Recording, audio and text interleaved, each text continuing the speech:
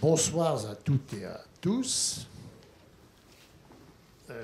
On m'a demandé de, comme l'on dit aujourd'hui, de modérer la table ronde inaugurale de ce cycle qui a lieu ce soir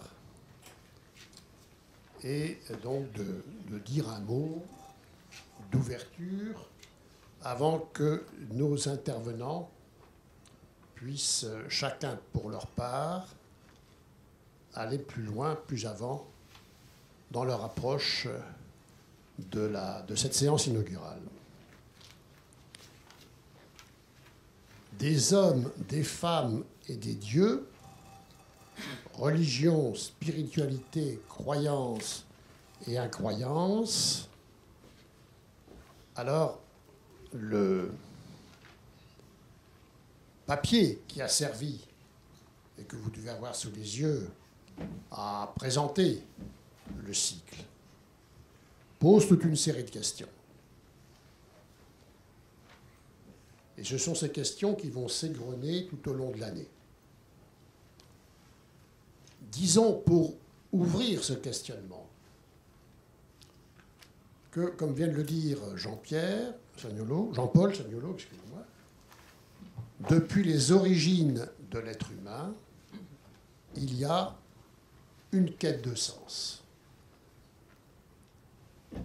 Mais cette quête de sens a produit une géographie plurielle des spiritualités. Cette quête de sens n'a pas eu le même sens, si l'on peut dire, en Asie, en Mésopotamie, dans l'Égypte ou dans les autres continents dans leur histoire. Il y a une géographie plurielle. Nous nous inscrivons dans le cadre géographique du Moyen-Orient et de la Méditerranée, qui a eu une géographie encore plus particulière de cette quête de sens. Vous avez eu des mondes emplis de religieux dès le départ et emplis de dieux. Le monde mésopotamien, qui a été la matrice de tous les religieux qui ensuite se sont développés dans le Moyen-Orient. Mais vous avez eu des mondes vides de Dieu. Le monde chinois s'est fabriqué dès la plus haute antiquité sans avoir besoin d'un religieux. On le sait. Et ultérieurement, le confucianisme et le taoïsme ne sont pas des religieux au sens classique du terme. Dans la région dont nous allons parler pendant tout ce cycle, on peut le dire, il va y avoir un plein de religieux. Ce sera un monde empli de dieux, de religions. Et bien avant l'apparition des monothéismes, la prolifération des polythéismes et des dieux en Mésopotamie, en Égypte, dans les peuples sémites, bien avant l'apparition des monothéismes, est là pour l'illustrer. Mais c'est cette région qui a été celle du passage du polythéisme au monothéisme. C'est cette formule classique et convenue, la Méditerranée, berceau des trois monothéismes. Alors, c'est cette invention du monothéisme dont, il me semble, nous devons partir.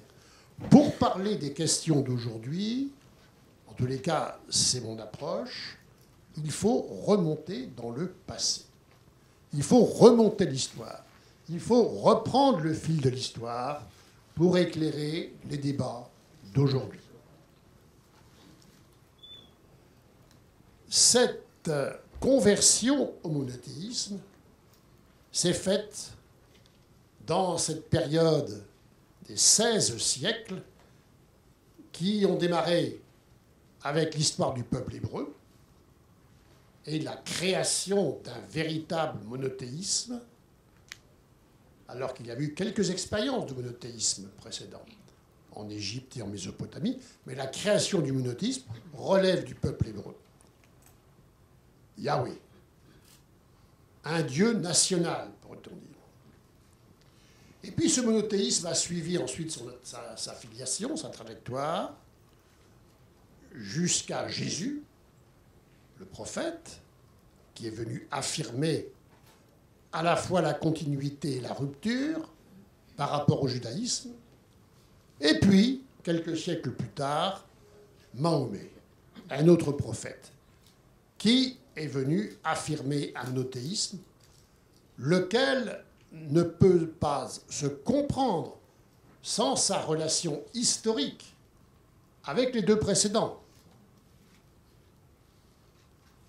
Ces trois monothéismes ont construit un religieux vertical, avec un Dieu unique, créateur, révélé, sauveur de l'homme. C'est la plus grande révolution religieuse de l'humanité.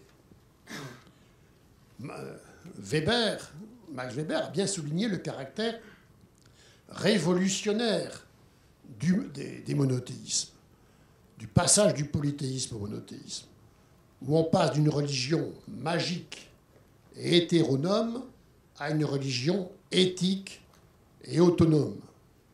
La création d'une relation individuelle entre l'homme et un Dieu unique. Il y a l'idée d'un plan de salut pour chaque homme. Eh bien, ces trois monothéismes qui ont produit cette révolution du religieux sont nés dans la même petite terre entre la Judée et l'Arabie.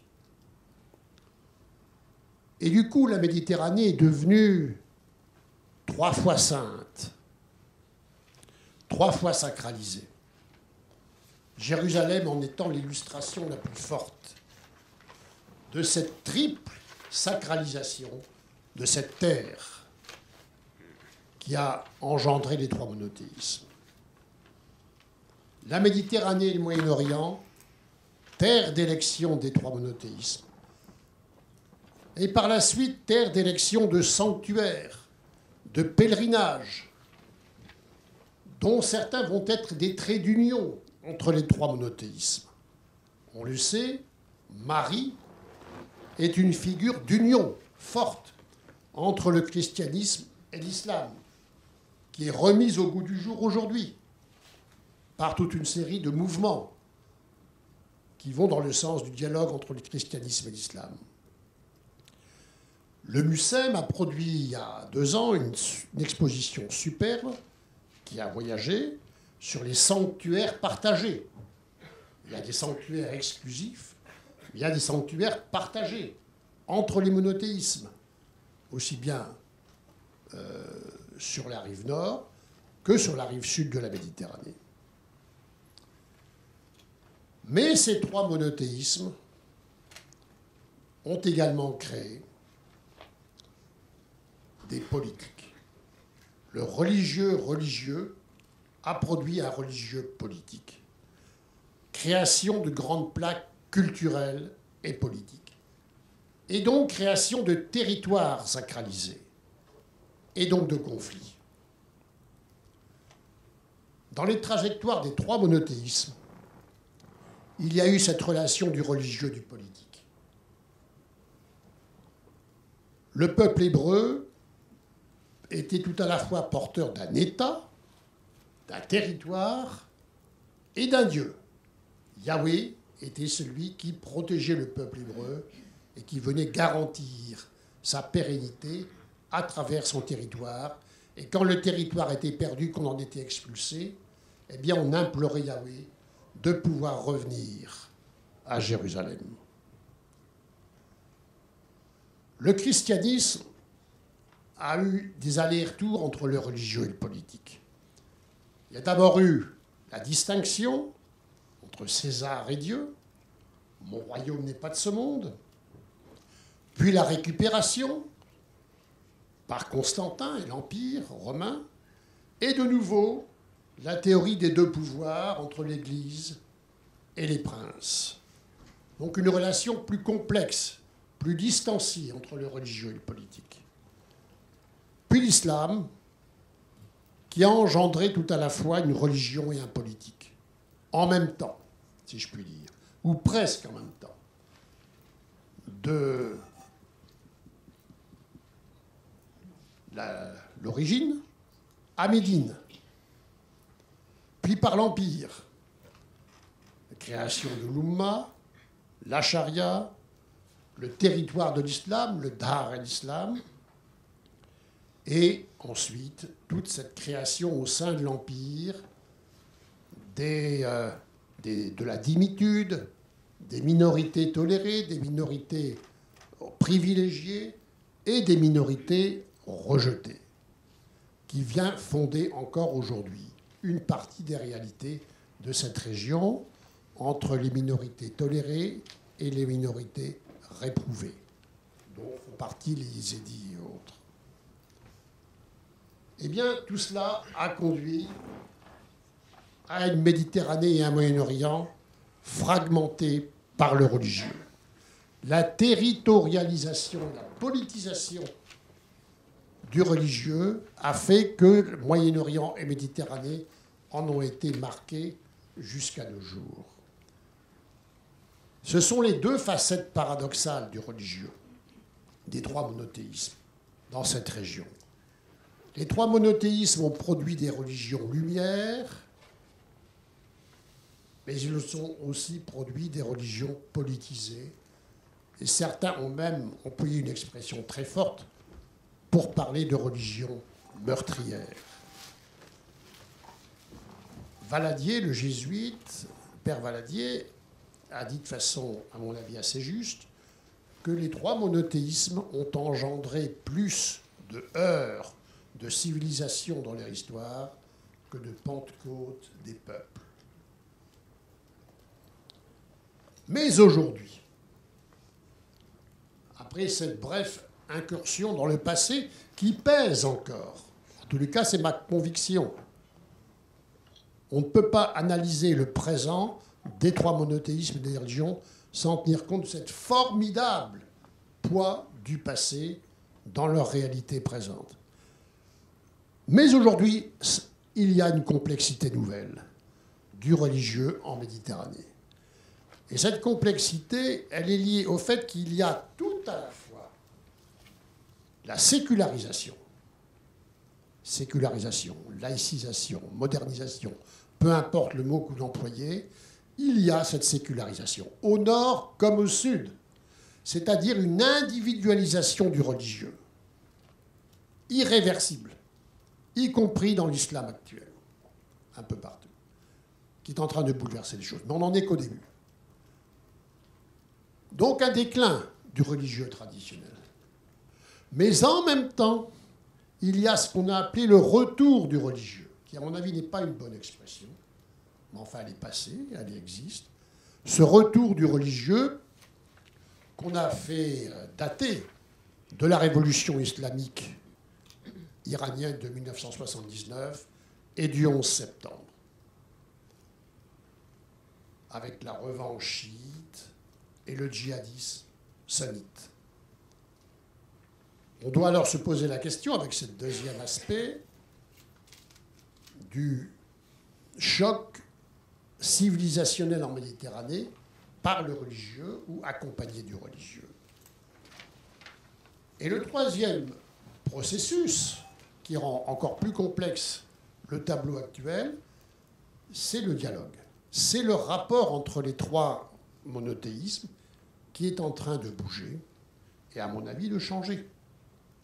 Il y a tout ce qui s'est fait entre le judaïsme et le christianisme, et il y a ce qui se fait entre le christianisme et l'islam depuis Vatican II. Alors, ça ne va pas forcément être l'un des thèmes du cycle, mais aujourd'hui, on est là pour balayer l'ensemble de la problématique. Et il me semble que ce dialogue, ce travail qui se fait aujourd'hui entre les trois monothéismes est tout à fait essentiel. Là encore, on en est à ce début. Donc, sécularisation, mais retour d'un religieux, y compris présence d'un religieux radical.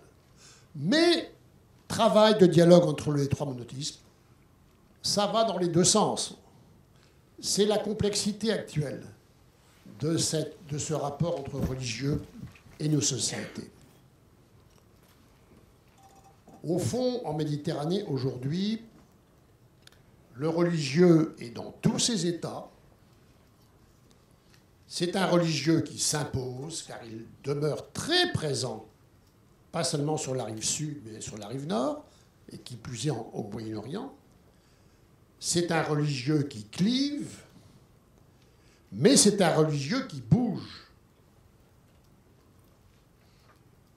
Un inventaire de l'état du religieux dans cette région, c'est donc bien l'objet du cycle des 10 séances ouvertes aujourd'hui et qui seront closes en juin prochain. Aujourd'hui, cette séance inaugurale, avec Rachid Benzine, Lélie Anvar et Marion Muller-Collard, va donc nous faire entrer dans ce cycle. Je ne vais pas prendre plus de temps, mais dire quand même un mot sur nos 3 intervenants. Rachid Benzine, je crois qu'il va intervenir en premier lieu, on le connaît, essayiste, historien, islamologue, amoureux du Coran et de sa lecture et de la réflexion sur le Coran. Il a enseigné à Aix-en-Provence, il a enseigné à l'Université de Louvain, à la Faculté de théologie protestante de Paris, et il est associé chercheur au Fonds Paul Ricoeur. On connaît ses ouvrages sur les nouvelles formes, les nouveaux penseurs de l'islam, de l'IPA, jusqu'au dernier, des 1000 façons d'être juif ou musulman, ou l'Église et l'islam, une révolution française, ou, tout dernier, finalement, il y a quoi dans le Coran, 2017, et un dernier ouvrage, un nouvel ouvrage est en préparation, je crois, dans la continuité de sa réflexion. Lélie Anvar, journaliste, traductrice, grande traductrice, maître de conférence à l'INALCO, d'où vous venez, je crois, faire votre cours, là, à l'instant même. Travaux essentiellement consacrés à la littérature mystique, mais aussi la littérature amoureuse dans l'islam, notamment dans les textes chiites et soufistes, et qui a été l'une des productrices de l'émission des Racines du ciel, ainsi que de l'émission L'Islam sur France 2, où vous êtes toujours, je crois, voilà. Et vous avez notamment, j'avais lu le Cantique des oiseaux d'Attar, qui était tout à fait superbe, Les femmes et le sacré, avec Medeb, avec le regretté Abdelwahab Medeb. Marion Muller-Collard, théologienne protestante, écrivaine, docteur de l'université de Strasbourg, mais voyageuse, puisque vous êtes pasteur dans votre région, n'est-ce pas? Vous arrivez? Vous n'êtes plus. Vous n'y arrivez plus. Vous êtes au Comité national d'éthique.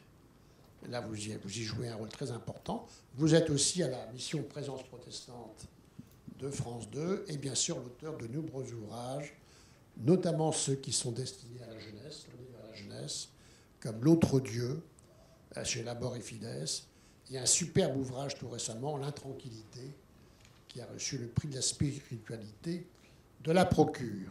Voilà, j'en ai trop dit. Rachid, tu poursuis. Un grand merci pour cette invitation et ce cycle inaugural qui pose à la fois la question du sens, le besoin de sens, et en même temps cette question de la distinction entre ce que certains opposent, à mon avis, un peu trop vite, entre le concept de religion et le concept de spiritualité.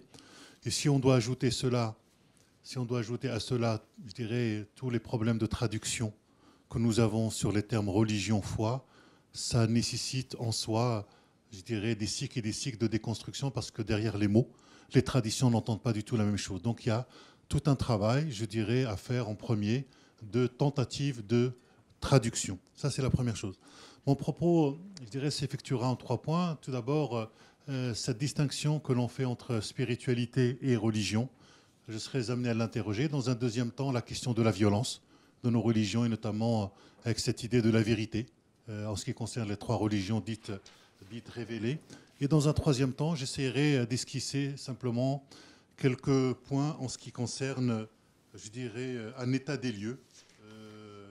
Jacques, tu viens de parler du religieux dans tous ses états, mais là, en ce qui concerne tout le Proche et Moyen-Orient, qu'est-ce qui se passe et comment cela va nous obliger nous-mêmes à décentrer notre regard, parce que les grandes évolutions apparaissent aussi dans ces contrées-là et que le rapport au religieux, au politique n'est absolument pas du tout le même que l'on peut trouver en Occident. Donc c'est très important un peu de pouvoir se décentrer par rapport à toutes nos représentations et tous nos imaginaires pour essayer de voir comment aujourd'hui le religieux est en état de décomposition. Les institutions ont de plus en plus du mal à gérer finalement et que les religions traditionnelles aujourd'hui sont attaquées de part et d'autre par d'autres formes de religieux, notamment, je dirais, la question du fondamentalisme. Et notamment avec toute cette question de comment faire communauté avec tous ces éclatements. Autant l'Église catholique a une institution qui dit le magistère, mais en ce qui concerne le protestantisme et l'islam, ça devient de plus en plus compliqué parce que à l'intérieur de ces religions-là, et on verra les différents courants qui les traversent, il y a d'abord la question de l'autorité. Qui est autorisé à parler et qui est capable de dire le vrai. En tout cas, ce qui est considéré comme vrai au niveau des croyants. La question qu'on peut se poser d'abord, c'est qu'est-ce qui est premier? Est-ce que d'abord c'est la quête spirituelle de l'homme? Ou est-ce que c'est les religions qui d'abord à travers des rites, puis des doctrines, vont structurer, organiser et orienter et façonnent cette même quête? Et c'est important, je dirais, de l'articuler parce que quand on se pose, finalement, quand on essaie de poser un regard sur l'histoire de l'humanité, les premières formes de religiosité qui nous apparaissent ont d'abord trait à l'inhumation des défunts. Ça, c'est une donnée, je dirais, que des historiens et des anthropologues arrivent à montrer. Quand bien même la croyance dans un au-delà n'est pas forcément pensée et énoncée, l'homme est le seul animal qui prend soin des dépouilles de ses proches et qui organise autour de leur sépulture des rituels. Donc ainsi, le rituel précède la doctrine. Quant à la quête de sens, difficile de dire si elle a précédé ou bien accompagné la construction des doctrines. Au demeurant, étant sûr que toutes les religions qui sont apparues dans la longue histoire humaine relèvent de la quête de sens ou de la quête spirituelle. Ça, c'est une question que nous devons nous poser, c'est-à-dire interroger et inquiéter nos évidences d'aujourd'hui. La religion romaine, par exemple, n'était-elle pas d'abord une religion civile, une religion faite pour assurer l'ordre de la cité, puis celui de l'empire? La transcendance n'était pas première. On trouvera certes de la spiritualité, au moins de l'aspiration venue de l'au-delà des hommes, dans la religion romaine, mais on n'est pas du tout dans le cadre d'une religion transcendante, encore moins d'une religion dite révélée. Il y avait pour elle le monde des dieux et le monde des hommes, et il importait que les rapports soient bons entre eux. Certes, le Proche-Orient, avec les surgissements successifs du judaïsme, du christianisme et de l'islam, se présente comme un gisement de religion dite révélée et à composante prophétique, mais on peut aussi associer à cet univers la Perse qui a eu ses propres grandes religions, en particulier le zoroastrisme, religion qui semble s'être développée à peu près à la même époque que la saga mosaïque. C'est-à-dire que toutes ces religions, qu'elles soient bibliques, le judaïsme ou le christianisme, coranique et perse, étaient-elles elles-mêmes héritières des religions les ayant précédées. Pourquoi rappeler tout cela? Tout simplement pour ne pas tomber dans l'opposition trop caricaturale entre une quête de sens et de spiritualité d'un côté et d'une réalité de croyance devenue dogmatique et d'institutions dites obscurantistes ou autoritaires de l'autre. Au demeurant, peut-il exister des spiritualités qui existeraient indépendamment d'un système d'explication du monde, ce que sont les religions? Certes, il y a des gens qui vivent de spiritualité hors appartenance religieuse, mais les spiritualités auxquelles ils adhèrent sont souvent des spiritualités issues des religions, comme les néo-soufismes. Donc on voit bien qu'il y a toujours, finalement, cette question du lien.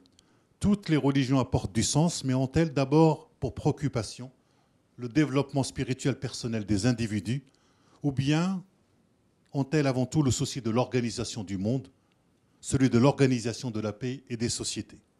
Ne sont-elles pas d'abord là pour ordonner les sociétés et pour gérer le désordre des hommes? Si on se souvient que l'individu ne s'est affermi ne s'est affirmé dans l'histoire de l'humanité que récemment, et d'abord surtout en Occident, c'est-à-dire dans un monde longuement façonné par le judaïsme et encore le christianisme, plus les autres traditions, notamment philosophiques, on peut convenir que le développement spirituel, personnel, n'est pas à l'origine des religions, tout au plus en est-il le fruit.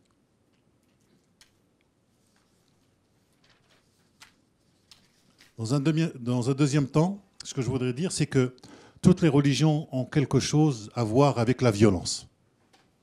Et ce doublement, d'une part, pour canaliser, dompter et réguler la violence des groupes humains et des individus, et d'autre part, parce que les doctrines elles-mêmes sont productrices de violence, dans la manière dont elles sont construites et dans la manière dont elles excluent l'autre. Et on le voit bien, notamment dans les religions dites révélées, c'est-à-dire la manière dont elles s'approprient l'idée de l'origine. Et comment chaque religion essaye d'évincer l'autre pour se revendiquer comme la véritable Église ou le peuple élu ou l'idée de la communauté. Il y a un jeu concurrentiel sur la question de la vérité telle qu'elle va s'élaborer à travers l'histoire. La plupart des religions, pour ne pas dire toutes, ont des origines sacrificielles. C'est-à-dire qu'elles ont presque toutes, voire toutes au moins, dans leur préhistoire ou leur genèse, des moments de leur histoire où il y a eu des sacrifices humains ou des sacrifices d'animaux. Dès lors qu'il y a croyance dans des êtres non humains ou dans des êtres supérieurs aux humains, qui ont pouvoir d'intervenir défavorablement comme favorablement dans la vie des hommes, il y a des sacrifices, c'est-à-dire qu'il y a un prix à payer, soit avec ses fils, soit avec d'autres humains, soit avec son bétail. Les récits bibliques conservent la trace de ces sacrifices humains avec la geste d'Abraham, que connaissent les trois traditions religieuses, prêt à immoler son fils, ou encore avec le rite juif de consécration à Dieu du fils premier-né. Le christianisme, comme le judaïsme rabbinique qui a succédé au judaïsme des temples et de ses sacrifices animaux, prétend avoir rompu avec cette logique sacrificielle, mais il l'a fait en donnant à adorer, en tout cas selon la tradition musulmane, un Jésus, fils de Dieu, consentant à mourir en rémission des péchés de la multitude. À travers ces sacrifices était recherché l'apaisement de la colère des dieux ou de Dieu, mais était également voulu la paix sociale grâce aux rituels communs qui étaient édictés. En complément de ces rites, les doctrines religieuses élaborées progressivement ont généralement tendu vers une recherche de la limitation de la violence, violence entre individus et violence entre groupes.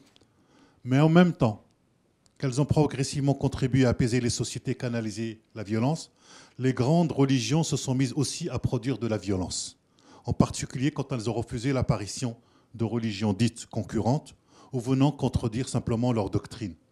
Même la religion romaine, qui n'était pas une religion se réclamant d'une transcendance, est devenue une religion prônant la persécution de ceux qui n'adhéraient pas au culte de la République ou de l'Empire, les Juifs et les chrétiens au 1er siècle de notre ère. Là aussi, pourquoi rappeler cela? Parce qu'il me paraît dangereusement faux de penser que seules seraient violentes des religions qui seraient dégénérées, ou qu'il y aurait des formes dégénérées des religions qui produiraient de la violence, alors que la matrice elle-même de ces religions serait innocente de toute violence, comme on a parfois tendance à le dire. Le couple qui a été mis il y a très longtemps en avant par l'anthropologue René Girard sur le sacré et la violence est une réflexion qui doit être reprise aujourd'hui parce qu'elle est très importante, à laquelle Mohamed Harkoun, qui était historien de la pensée islamique, ajoutait l'idée de la vérité et qu'il disait qu'il y avait ici un triangle sur la question, un triangle anthropologique, c'est-à-dire un triangle humain, entre la vérité, le sacré et la violence. Et que toute sacralisation d'une vérité amène cette idée de la violence et que cette idée de la vérité est quelque chose qui est fondamental, d'où la nécessité de comment comprendre aujourd'hui cette question de la vérité, comment la conceptualiser un peu autrement. Donc, le couple sacré-violence, religion-violence est en réalité inséparable, de même que le religieux est inséparable du politique et que le religieux produit du politique. C'est important parce qu'à chaque fois, on part de cette idée qu'il faut distinguer, il faut séparer la religion et du politique, mais le religieux a à voir avec du politique. Le religieux produit du politique, puisqu'il intervient dans la société, il prétend normer. Donc à partir du moment où les individus adhèrent, ça produit du politique. Et donc du coup, il va falloir revoir un peu nos catégories de pensée à travers cette séparation du théologique au politique en pensant que le religieux n'a rien à voir avec le politique. Tout au contraire, le religieux a à voir avec le politique. Et on le verra de l'autre côté de la Méditerranée, où nous n'avons pas du tout cette séparation, comme nous le pensons en France et ailleurs, avec cette idée de la séparation du politique et du religieux. Pourquoi je dis cela? Parce qu'il est fréquent d'entendre les croyants, surtout ceux que l'on entend avec le christianisme et l'islam, affirmer que ma religion est celle de l'amour, ma religion est celle de la miséricorde, mais l'approche historique nous dit que ces religions d'amour et de miséricorde peuvent être aussi des religions de haine. Donc c'est important de pouvoir, et je terminerai là-dessus. Maintenant, la réalité du paysage religieux proche-oriental contemporain. Tout d'abord, il convient de prendre acte du fait que le monde proche-oriental n'est pas celui de l'Europe occidentale, d'où la nécessité de décentrer notre regard pour essayer de comprendre que c'est ce qui se construit depuis le XVIe siècle et le propre de l'Europe et de l'Occident. Ce qui s'est passé, en tout cas dans notre espace, toujours avec une séparation toujours plus marquée du théologique avec le religieux ou avec toutes les autres dimensions du religieux avec le phénomène de la sécularisation. Même si à l'intérieur de ces sociétés, il y existe des personnes qui aspirent à la sécularisation, voire à des formes de laïcité dans ces sociétés-là, toutes les sociétés proches orientales sont des sociétés où le religieux imprègne, voire guide l'essentiel de l'existence des gens, même si nous avons ce phénomène de sécularisation. Même si le politique est séparé théologiquement du religieux, il contrôle souvent ce dernier domaine et c'est souvent manipulé par celui-ci, ce qui fait que parfois nous avons une subordination du religieux au politique. La vie morale est toujours organisée selon la norme religieuse. La législation concernant la famille et la sexualité, comme nous venons de le voir encore aujourd'hui au Maroc, fait quasiment référence à la religion majoritaire, que celle-ci soit ou non la religion officielle de l'État ou de la nation. Les sociétés proches orientales sont toutes dominées par l'islam. Donc ça, c'est une donnée fondamentale, à l'exception de l'État d'Israël et du Liban. Mais la non-distinction entre le théologique ou le religieux et les autres domaines de l'existence est autant présente chez les chrétiens orientaux que chez les musulmans, ou encore chez d'autres minorités religieuses telles que les Druzes. L'examen de la situation présente du Proche-Orient met inévitablement en évidence une inflation de la violence, une violence en multiples causes, mais qui se réfère quasiment toujours à du religieux, parce que le religieux est peut-être aujourd'hui, dans ces sociétés, le seul élément qui permet de mobiliser les imaginaires, et moins, je dirais, le politique. Dans les violences atroces qui déchirent le Proche-Orient, l'islam, à travers ses textes religieux, va toujours être invoqué, autant par ceux qui produisent de la violence que par ceux qui subissent ou la dénoncent. Certes, ce n'est pas la religion en tant que système doctrinaire, en tant qu'espace d'éducation, d'épanouissement spirituel qui est à l'origine des guerres et des massacres qui font l'actualité de plusieurs pays du Proche-Orient. Ces guerres et ces massacres sont le résultat d'une histoire coloniale, le partage du Proche-Orient par les puissances européennes après l'effondrement de l'Empire ottoman, de la lutte entre grandes puissances pour le contrôle des sources d'énergie, telles le pétrole de gaz, et la lutte des différents pays pour la possession de l'eau. Mais la religion est venue s'installer au cœur de tous ces conflits. Elle nourrit les discours, mobilise les peuples. La théologisation des conflits donne à ceci une dimension d'absolu. On pourrait presque dire les guerres simples deviennent des guerres saintes. Prenons l'exemple du conflit en ce moment entre l'Arabie saoudite et l'Iran. Ce sont d'abord deux puissances régionales qui prétendent chacune dominer la région du Golfe, dit persico-arabique. Mais l'une des nations est majoritairement sunnite hanbalite et l'autre majoritairement chiite. Dès lors, le conflit risque de devenir un conflit entre sunnites et chiites et invoquant tout un imaginaire musulman. Mais on trouve aussi d'un côté un réformisme wahhabite contre un réformisme khomeiniste, parce que le wahhabisme est aussi un réformisme. La guerre d'intérêt économique et stratégique s'est construite et se perpétue en espèce de guerre de religion.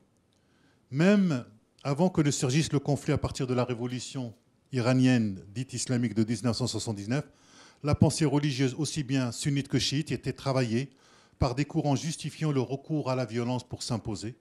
On ne saurait ainsi oublier que l'islam wahhabite qui caractérise la monarchie saoudienne a triomphé sur l'islam chérifien et pris le pouvoir à la faveur d'un très grand déchaînement de violence, plusieurs dizaines de milliers de morts.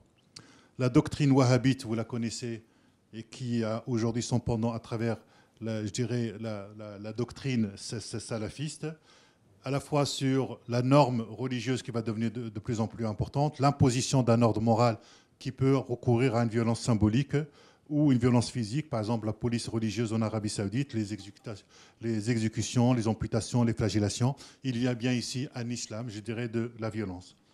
Pareillement, la doctrine élaborée par Hassan al-Banna, le fondateur des Frères musulmans en 1928, qui veut imposer un ordre islamique au vécu de toutes les sociétés où l'islam est majoritaire, de la chambre à coucher jusqu'au sommet de l'État, puisqu'il s'agit d'avoir un individu musulman, la famille musulmane, le quartier musulman, l'école musulmane, jusqu'à cette idée de l'État. C'est aussi une doctrine qui est pleine de violence, même si les frères musulmans ne prennent pas en permanence la lutte armée pour parvenir à leur fin et privilégient plutôt une lente accession au pouvoir par des moyens pacifiques mais néanmoins coercitifs. Le wahhabisme d'un côté et l'islam frériste sont deux grands mouvements contemporains de réforme de l'islam, nés pour l'un à la fin du XVIIIe siècle et l'autre au début du XXe siècle.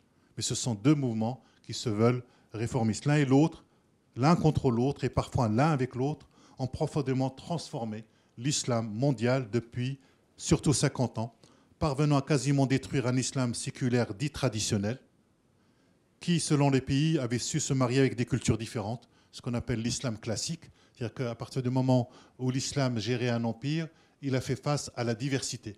À partir du moment où l'islam n'est plus devenu un empire, va se poser la question à l'intérieur de l'islam, qui a le monopole de l'interprétation de l'islam. Et donc tout ce qui pouvait relever de la diversité, même en termes d'écoles juridiques, existe de moins en moins. Par exemple, le discours wahhabite salafiste prétend revenir à l'origine en mettant de côté toutes les productions de l'islam classique, tout ce qui relève de la théologie, tout ce qui peut relever de l'exégèse, tout ce qui peut relever, je dirais, des cadres juridiques est complètement nié. Donc ce qui est attaqué, c'est véritablement cet islam-là, je dirais, classique, qui a façonné pendant plusieurs siècles toutes ces sociétés.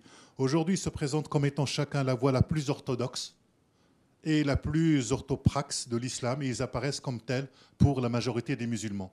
Et ce qui est très intéressant, c'est qu'en 40 ou 50 ans, l'islam wahhabite est devenu la nouvelle orthodoxie dans l'imaginaire musulman. Donc il y a une espèce d'OPA, grâce au pétrodollar, grâce à la mise en place à partir de 1961 de l'université de Médine, qui a voulu wahhabiser ou salafiser l'islam mondial. Ces deux grands courants ont donné naissance à plus radical et à plus violent que Al-Qaïda, par exemple, ou le GIA algérien, puis l'État islamique. Mais cela ne saurait faire oublier leur propre contenu de violence.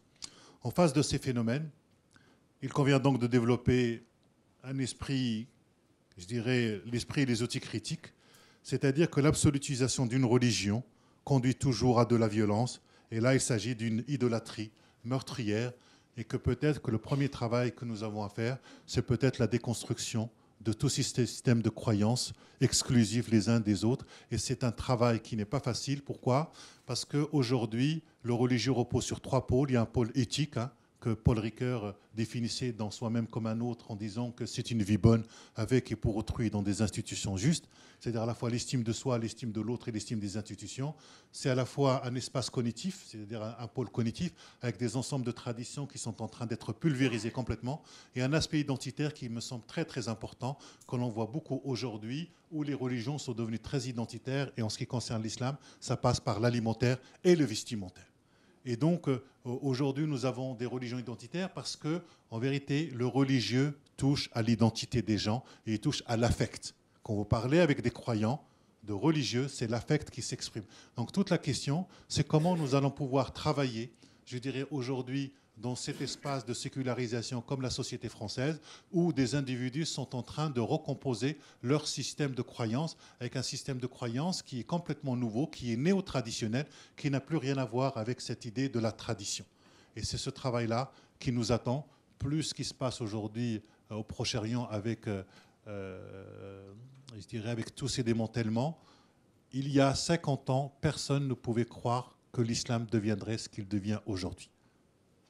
Donc je n'ose pas imaginer la suite dans 10 ou 20 ans. Donc je vous laisse deviner puisque vous avez beaucoup d'imagination et d'imaginaire. Je vous remercie.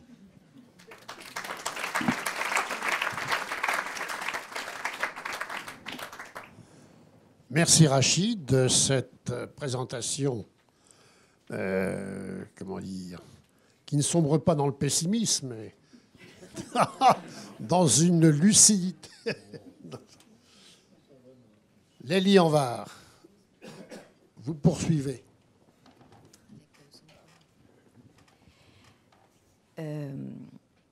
Oui, alors en fait, moi, je me demande pourquoi on m'a invitée en réalité, parce que je travaille essentiellement, justement, sur la spiritualité, et que ma grande question n'est pas du tout de séparer le religieux du spirituel, parce que je suis complètement d'accord que ce qu'on appelle le spirituel est intimement mêlé, évidemment, à l'émergence des religions, même si je mettrais peut-être pas les choses dans le même ordre que Rachid, mais grosso modo, en fait, je suis d'accord avec cette idée.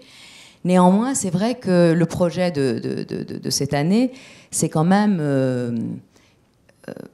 à voir avec aujourd'hui comment les liens avec le politique, comment s'organise l'espace social d'un point de vue religieux, etc.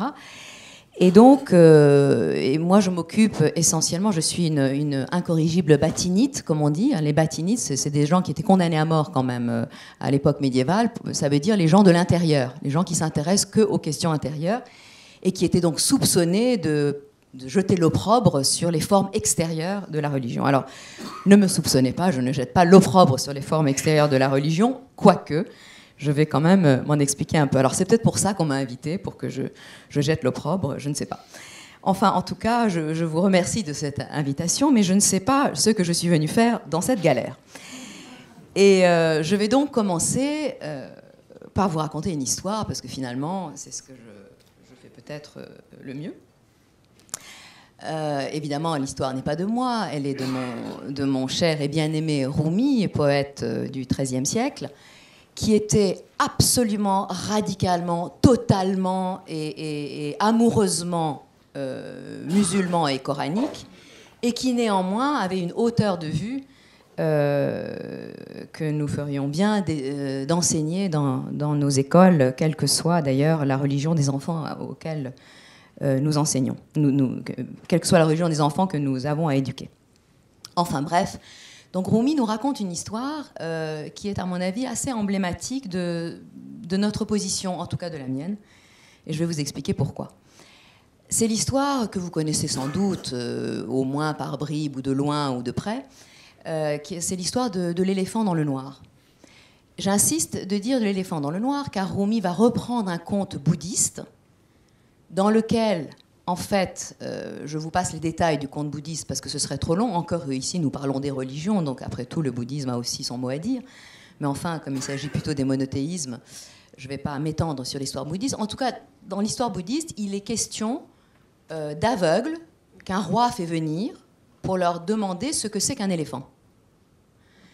Et ces aveugles, en fait, représentent dans cette histoire bouddhiste les théologiens.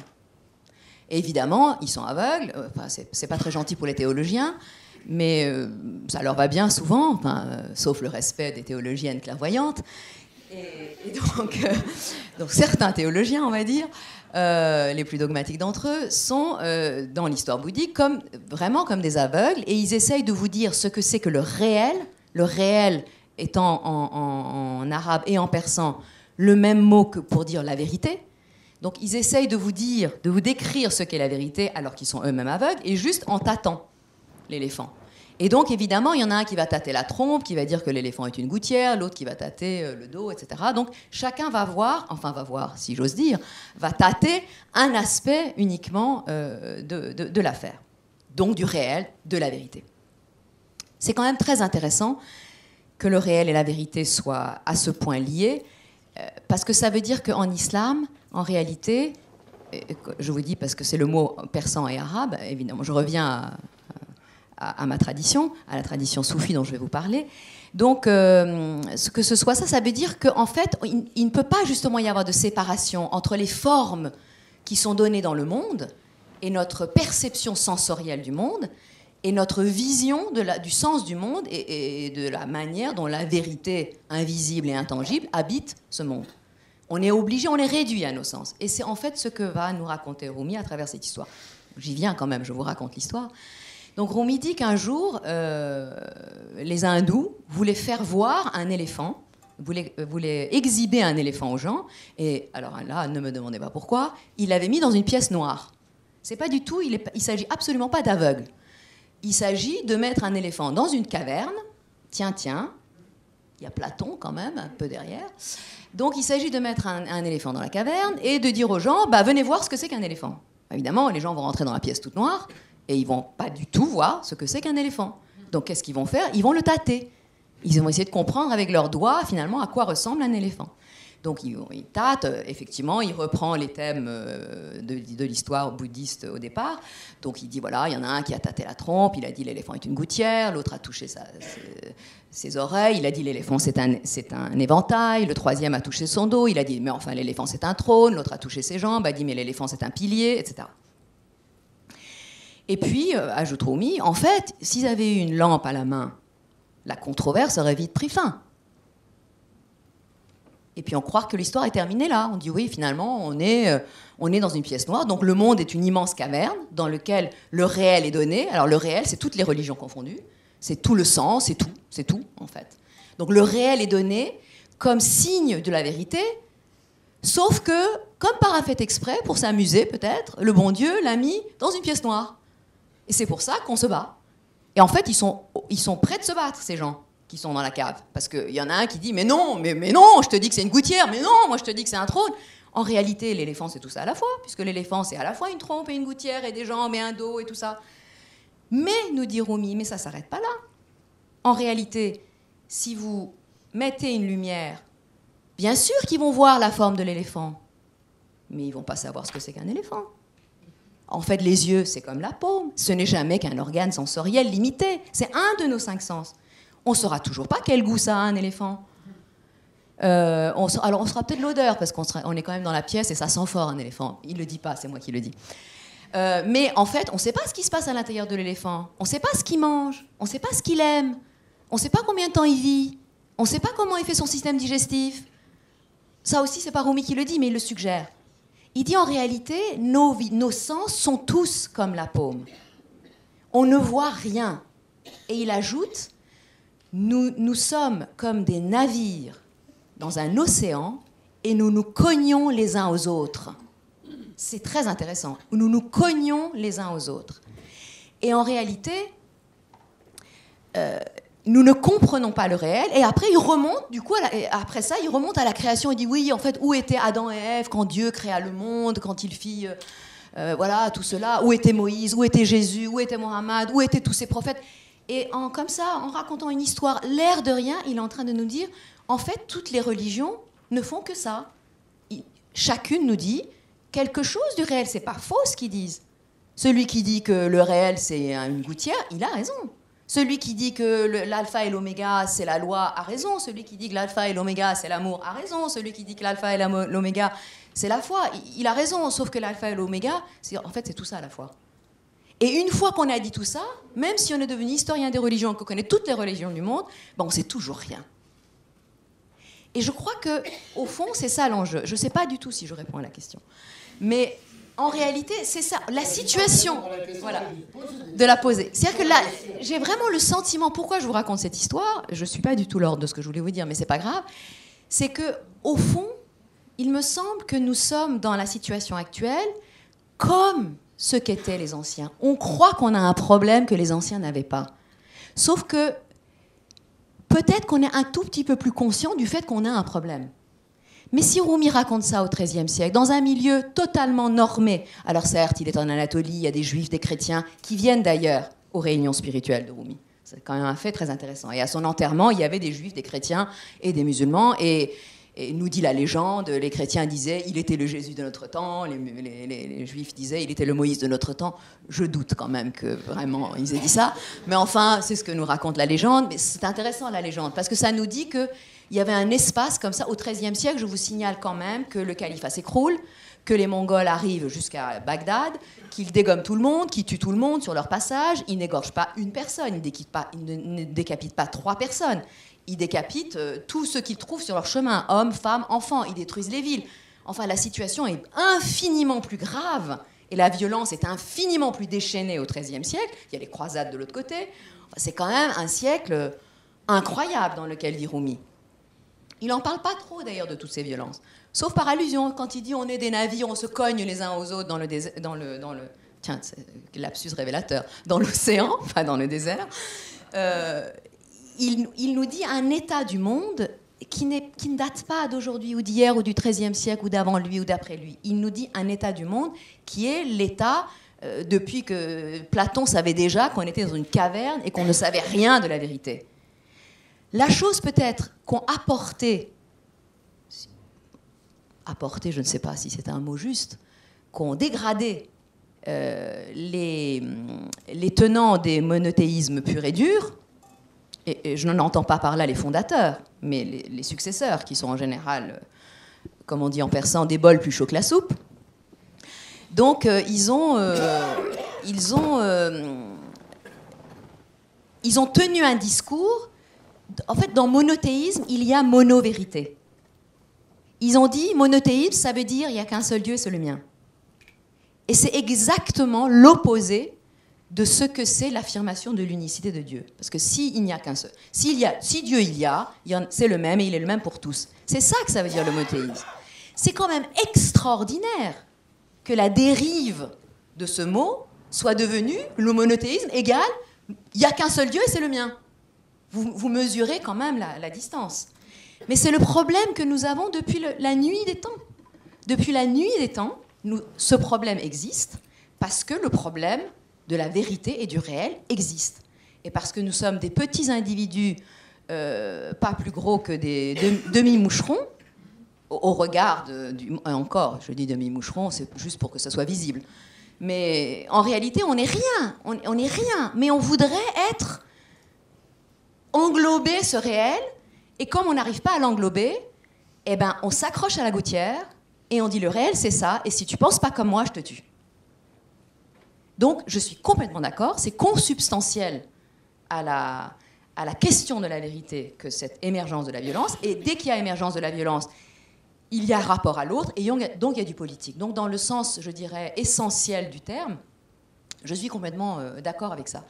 En même temps, je pense quand même que tout cela, ce sont quand même des dégradations, non pas de la religion, parce que la religion est peut-être elle-même une dégradation de cette quête primordiale qui est inhérente à l'être humain et qui est « je cherche la vérité, quel est le sens de ma vie sur cette terre ? Pourquoi je suis là ? D'où je viens ? Où je vais ?» C'est quand même à ça qu'il faut répondre fondamentalement chacun individuellement. Le problème, c'est que nous confondons dans ce mouvement, depuis la nuit des temps, nous confondons la croyance et la foi. Nous pensons qu'adhérer à un système de croyance, ça nous fait accéder à la vérité. Depuis quand ? Depuis quand adhérer à un système de croyance nous fait accéder à la vérité ? Et c'est ce que nous dit Rumi. Depuis quand le fait de regarder de l'extérieur quelque chose et en reconnaître la forme, ça veut dire qu'on connaît la vérité ? Depuis quand ? Combien de fois on s'est trompé dans nos misérables vies pour être convaincu quand même de ça ? Et je pense que c'est ça que l'éducation doit amener.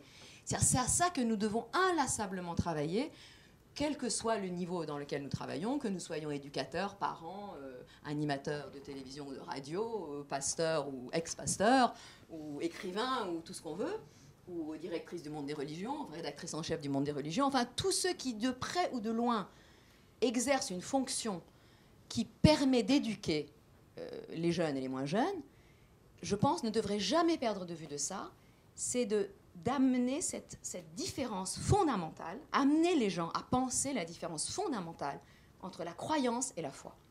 La croyance, c'est un système auquel on adhère parce que voilà, c'est notre identité, c'est notre histoire, c'est notre passé qui passe ou qui passe pas, comme vous l'avez si bien signalé. Ça n'a rien à voir avec cette intime conviction qu'en aucun cas je ne peux imposer à qui que ce soit par le glaive ou par la violence ou même par le discours de conviction. Je veux dire, je ne peux pas convertir quelqu'un à la foi. Je peux lui imposer de croire, je peux lui dire je te tue si tu ne crois pas. mais ça le fait en aucun cas participer à la vérité. En aucun cas. Donc je pense vraiment que c'est très important, et c'est là où on a, je pense, très mal lu les mystiques, parce qu'on a cru que les mystiques étaient des antirationalistes. Je pense que pas du tout. Je pense que les mystiques, c'est des super rationalistes. C'est pour ça qu'ils sont contre la raison ordinaire, la raison qui nous fait prendre des vessies pour des lanternes. Et je mets dans le lot, y compris les scientistes. Hein. Les scientistes sont aussi des gens qui adhèrent à un système de croyance. C'est pas du tout, voilà, c'est pas du tout plus vrai ce qu'ils disent que ce que dit quelqu'un d'autre qui adhère à un système de croyance. Mais il faut de l'intime conviction. La foi n'est qu'une affaire d'intime conviction individuelle. Et c'est ça que permet la laïcité, que devrait permettre la laïcité. Maintenant, la laïcité, c'est devenu un système de croyance comme les autres. Je détiens la vérité suprême, c'est la laïcité. N'importe quoi. Depuis quand la laïcité est devenue une religion ? Et Jaurès lui-même, qui est quand même le penseur, le fondateur, celui qui a vraiment amené la laïcité, il le dit très clairement. La laïcité, ça veut dire un espace public qui permet à chacun d'adhérer dans l'intime de son être à la foi qui est la sienne. Et éventuellement de l'exprimer par des rites, par des choses extérieures, par des appartenances identitaires. Mais c'est tout. Je m'emporte un peu et je dépasse mon temps.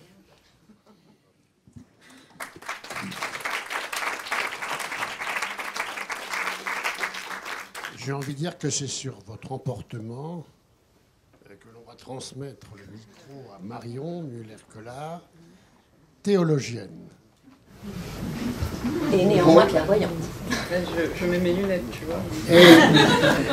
Et Marion, croyance et foi sont-elles pour vous aux antipodes, antinomiques, ou bien sont-elles une seule et même chose ? Merci. Et voilà, mais merci pour cette transition qui va un peu dans le sens de ce que je voulais partager ce soir. Religion, religiosité, spiritualité, croyance et incroyance, vous étiez quand même gourmand dans l'annonce du programme. Mais finalement, le point commun de tous ces termes, c'est que les uns comme les autres peuvent produire le meilleur comme le pire. Et je pense, comme Lélie, que la foi est quelque chose d'un petit peu à part. Et je vais essayer d'y venir aussi par d'autres chemins. Vous avez en introduction parlé du retour du religieux. Je voudrais revenir là-dessus. Pour préciser que ce retour concerne aussi, pour parler là en tant que protestante, c'est un retour qui concerne aussi le protestantisme, en ce sens que les religions, le protestantisme institutionnel, les branches, on est compliqués les protestants, hein, on est très multiformes, voilà. Mais les branches du protestantisme institutionnel faiblissent considérablement au profit de courants qu'on dit évangéliques et qui sont aussi symptomatiques de ce retour du religieux, qui me fait arriver souvent à ce paradoxe que finalement, quand je partage avec beaucoup de joie à chaque fois des tables interreligieuses, je me rends compte qu'il serait beaucoup plus aisé pour moi de me retrouver coincée sur une île déserte avec Rachid Benzine et Lélie Anvar qu'avec certains de mes coreligionnaires. Voilà.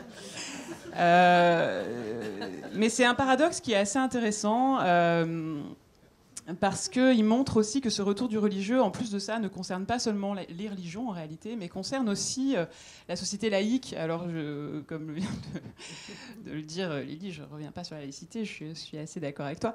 Mais de façon encore plus diffuse que ça, si je peux dire, il y a un retour du religieux voilé, si j'ose dire, c'est peut-être malheureux comme terme, en tout cas masqué, de gens qui ne se considèrent pas du tout comme religieux et qui ne se rendent pas compte qu'ils sont dans le registre de la croyance, y compris dans des domaines qui se voudraient être des supports de rationalité, comme l'information, par exemple.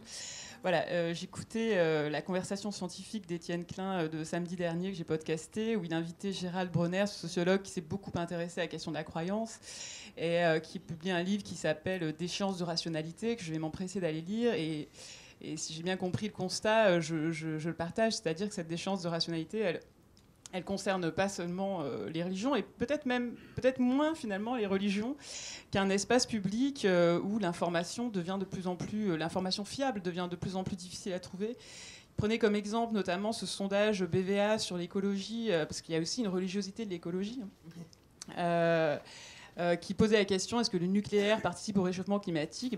Savez-vous qu'à 69%, nous répondons oui, alors que le nucléaire pose plein de problèmes écologiques de traitement des déchets, mais pas du tout un problème spécifiquement de réchauffement climatique. Donc on voit comment la déchéance de rationalité s'invite aussi de façon très large et devient un vrai problème qui ne concerne pas, d'après moi, plus les religions que tout un chacun, tout citoyen, en mal de trouver des informations fiables.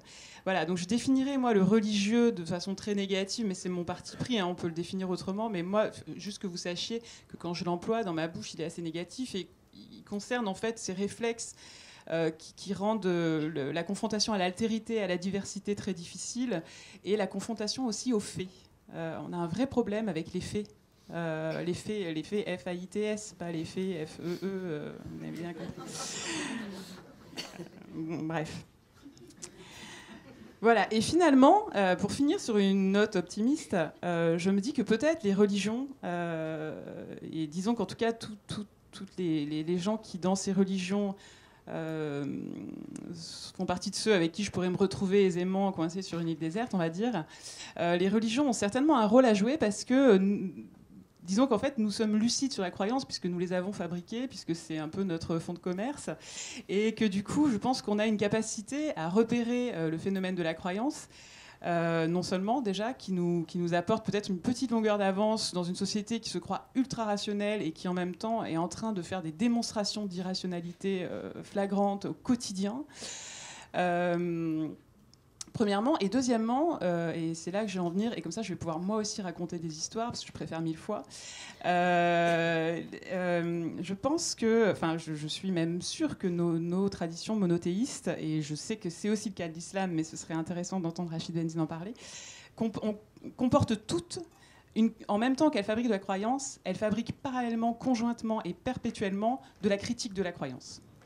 Et donc moi, c'est ça dont je veux vous parler, en parlant de ce que je connais, c'est-à-dire le Premier Testament et l'Évangile, et en vous racontant 3 histoires qui montrent comment nos grands textes fondateurs, en même temps qu'ils ont fabriqué de la croyance, ont toujours mis en garde contre la croyance, ou en tout cas contre la systématisation d'un système de pensée et d'un système de croyance clos.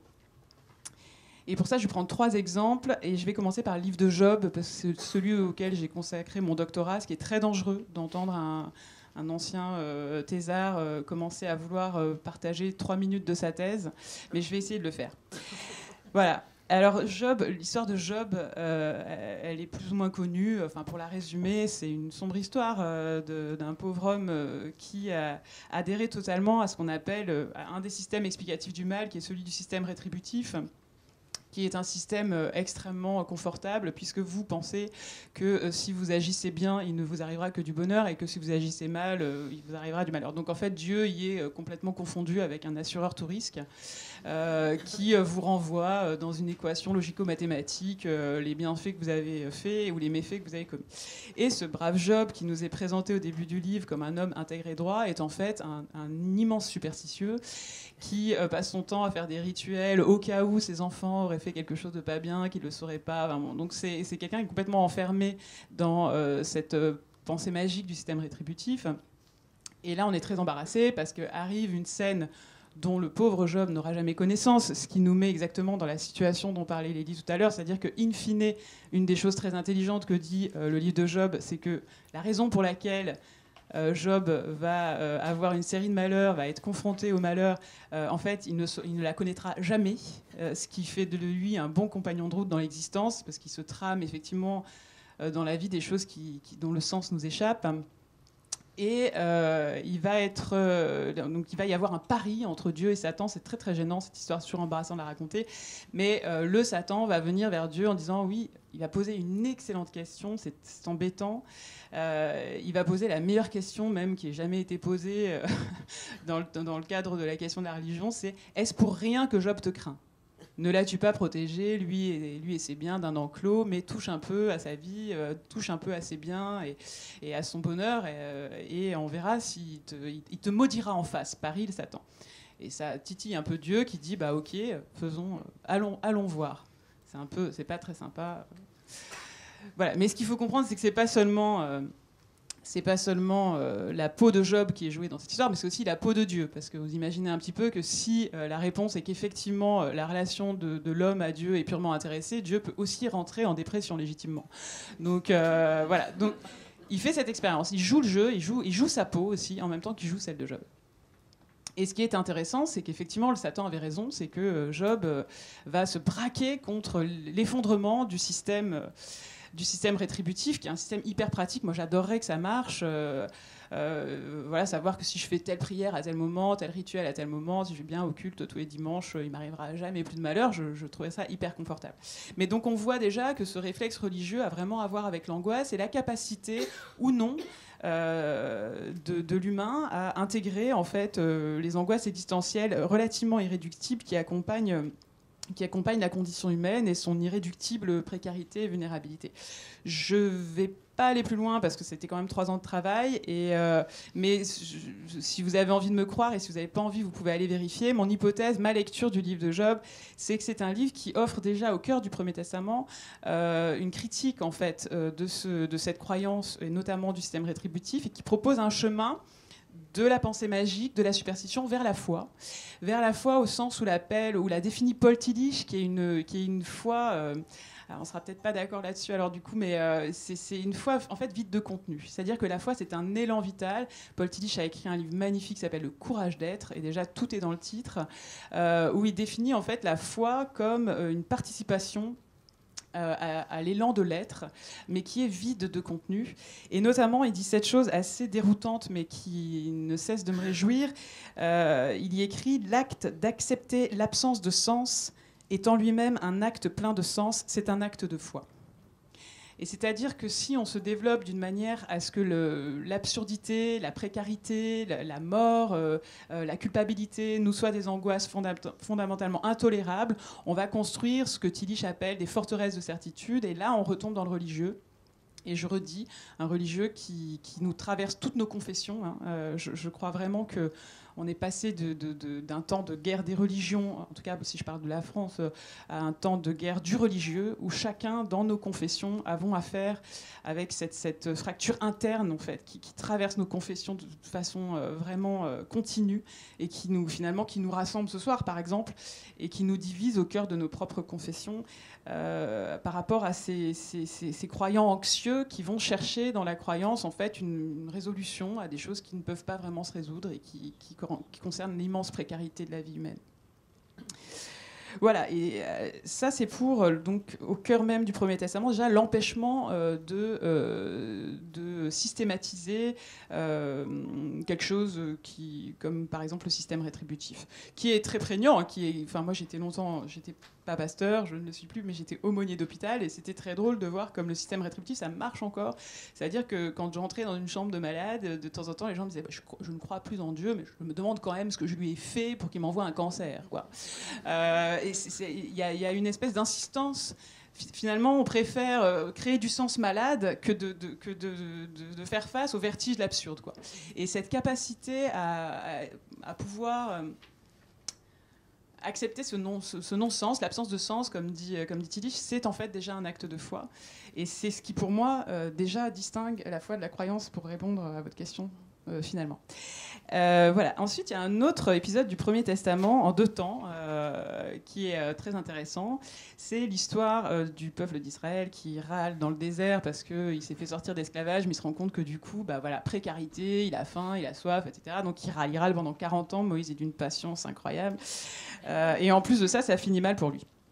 Et donc, la première fois, ça arrive juste après que...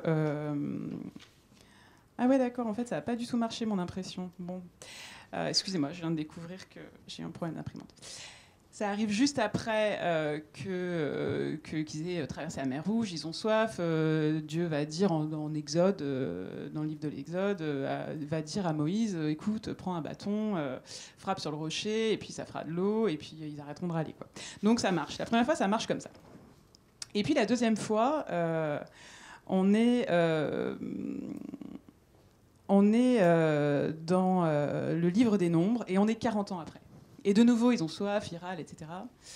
Et Dieu dit à Moïse, tu vas parler au rocher. Je vous le fais court. Prends ton bâton, parle au rocher et il te donnera de l'eau. Et sauf que Moïse, lui, il est encore branché sur il y a 40 ans, et du coup, il prend son bâton et il frappe le rocher de nouveau. Et c'est à cause de ça qu'il ne rentrera pas en terre promise, figurez-vous. C'est quand même la sanction est rude, quoi. C'est-à-dire qu'en fait, parce qu'il a un automatisme religieux, parce qu'il y a un truc qui a marché une fois, qu'il essaye de faire la deuxième fois, qu'il n'a pas bien écouté, parce que Dieu lui avait dit cette fois-ci, tu vas parler au rocher, il n'entrera pas en terre promise. Et qu'est-ce que ça veut dire ? Il y a un rabbin que j'aime beaucoup, Jonathan Sacks, qui est un rabbin anglais, qui interprète ça en disant voilà, ce qui marche une fois ne peut pas marcher la fois d'après.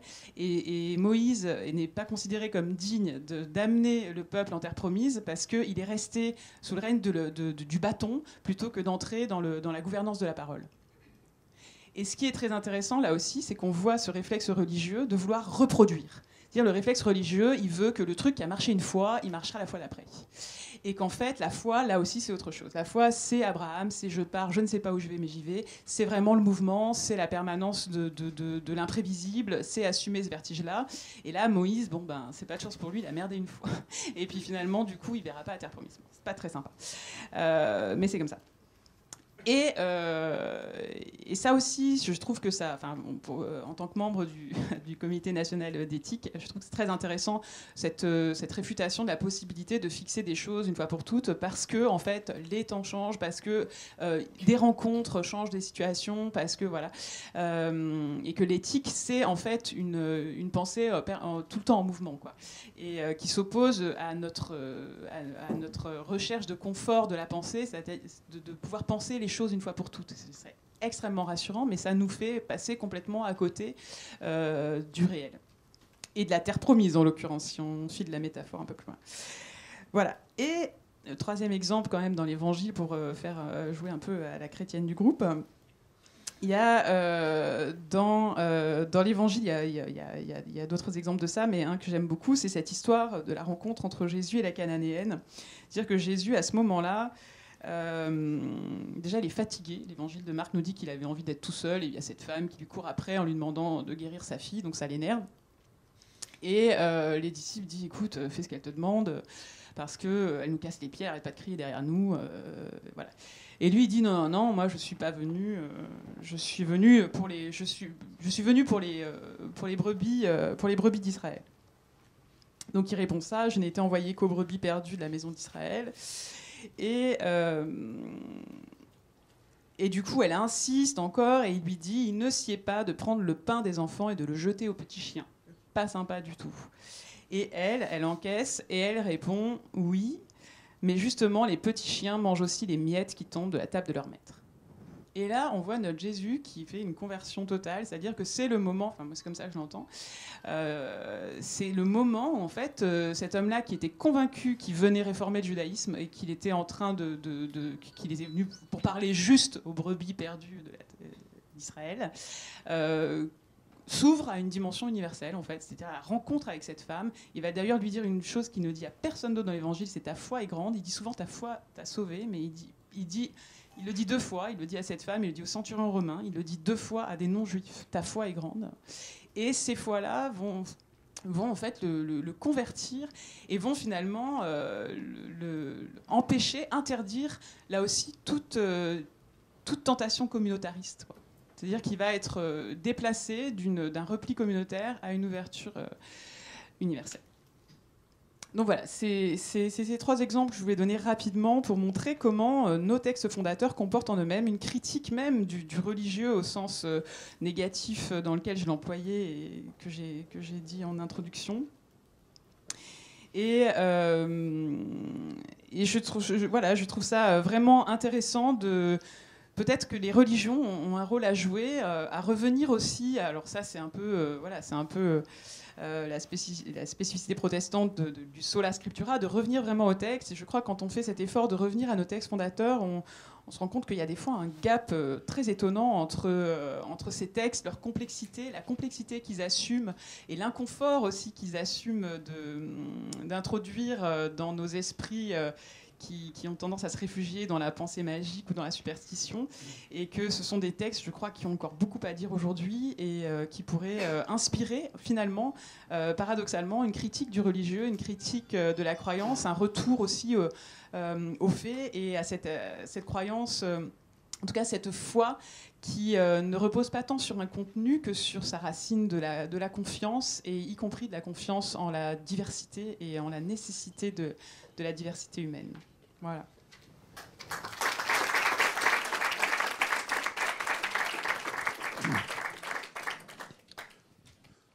Voilà, simplement une observation avant d'ouvrir le débat avec la salle. Il nous reste une bonne demi-heure pour ce débat. C'est que tous les trois, vous avez opéré cette distinction entre croyance et foi. Voilà, chacun à votre façon. Mais ce qui est frappant, c'est que notamment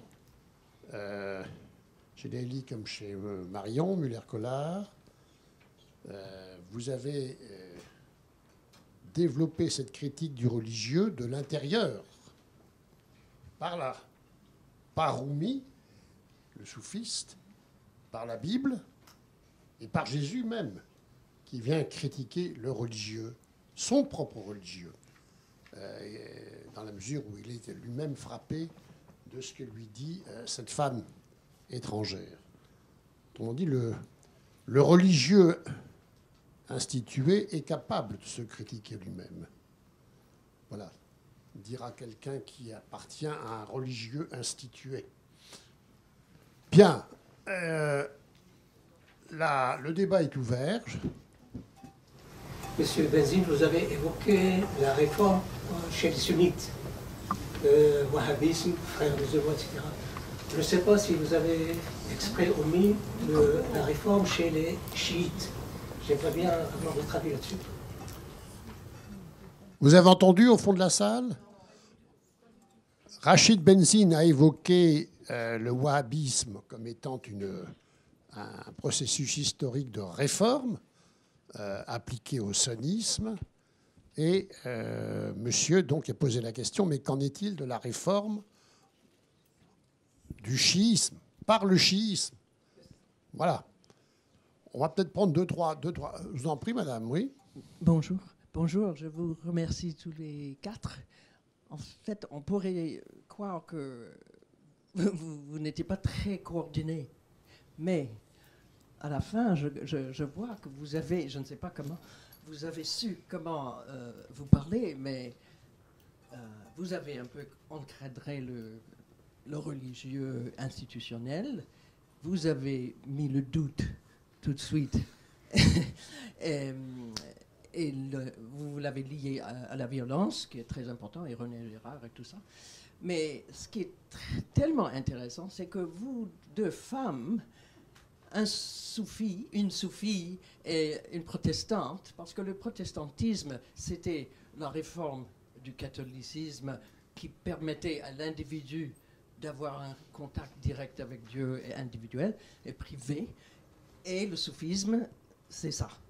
Alors, moi, je crois que vraiment, vous avez fait un travail merveilleux. Merci. Observation intéressante et pertinente. Oui, je vous en prie. Bonsoir. Alors, désolé, je suis arrivé un petit peu en retard, donc je n'ai pas pu tout suivre. Mais d'après ce que j'ai compris, la distinction que vous faites entre la foi et la croyance, est-ce qu'on ne peut pas aussi penser une distinction en faisant référence à William James et au courant pragmatiste, et penser à la foi comme étant ce qui relève d'un acte... alors, ce que vous avez dit, madame, excusez-moi, votre nom, protestante. Marion Muller-Collard. Voilà, définition de la foi qui est tout à fait très parlante. Et par contre, définir la croyance comme une habitude d'action. Ça, c'est dans la pensée pragmatiste. Et donc là, on définirait la croyance non pas comme quelque chose qui relève de la religion en tant que telle, mais plutôt d'un habitus. C'est-à-dire que Charles Sanders Peirce ou William James plus tard diront que la croyance, c'est une pensée stabilisée et qui va permettre l'acte, l'agir. quand on parle d'agir, c'est agir dans la vie quotidienne, que ce soit le culte ou que ce soit savoir moralement comment agir, par exemple. Donc je voulais savoir qu'est-ce que vous en pensiez de cette distinction. Alors, Rachid va déjà répondre sur... mais Lélie aussi, sur le chiisme. Et je pense que cette dernière question s'adresse un petit peu à vous trois. Rachid, tu... Je laisserai Lélie pour la question du chiisme. Simplement, ce que je voulais dire, c'est qu'on demande souvent à l'islam de se réformer. Or, il y a eu une réforme dans l'islam, c'est le XXe siècle, et ça a donné le salafisme wahhabite, et ça a donné les frères musulmans. Donc, toute réforme n'est pas, je dirais, une réforme d'ouverture, ça peut être au contraire une réforme qui va vers beaucoup plus une espèce de régression sur la question de la norme. Donc, c'est pour ça que moi, le terme réforme me gêne énormément, mais je n'ai pas l'occasion, en tout cas, je n'ai pas le temps de discourir là-dessus. Mais je pense que pour la question de la foi et de la croyance, moi, je ne ferai pas cette distinction-là, en tout cas. Je ne la ferai pas parce que la croyance, c'est porter crédit à quelque chose. Et en français, on a croire à, croire en, croire que. Vous voyez, donc ce sont des modalités d'adhésion. Et ensuite, moi, la distinction que je ferais, c'est plutôt entre un discours prophétique qui se veut subversif, qui vient interroger un certain nombre de choses, qui met en mouvement, et ensuite des religions institutionnalisantes qui parfois enferment ce discours subversif dans sa capacité à proposer finalement autre chose que de la norme dans une espèce de répétition. Et donc, je dirais que cette idée de la foi, qui est finalement très chrétienne, c'est une manière de penser très chrétienne, l'idée de la foi. L'idée de religion, c'est une conception très chrétienne, dans une manière de voir les choses. La question, par exemple, dans le Coran, dans le rapport à la transcendance, dans le rapport au surnaturel, n'est pas quelque chose qui relève de la religion telle que nous l'entendons. D'abord, le religieux au 7e siècle, c'est une articulation avec une alliance, avec un Dieu qui protège, qui guide, qui donne, etc. Donc, et j'ai l'impression qu'à un moment, parce que toutes les catégories de pensée de la théologie chrétienne, par exemple de la nature de Jésus, consubstantielle à Dieu, l'islam va reprendre la même chose sur le Coran incréé et créé avec des catégories grecques. Donc ce qui me semble intéressant, c'est de montrer comment des systèmes de croyance et de non-croyance se mettent en place dans des systèmes religieux. Et que cette question de la foi, de la croyance, le croire, c'est faire confiance à. De même qu'on peut faire confiance à Dieu. Tout à l'heure, vous parliez de cette idée de l'autocritique.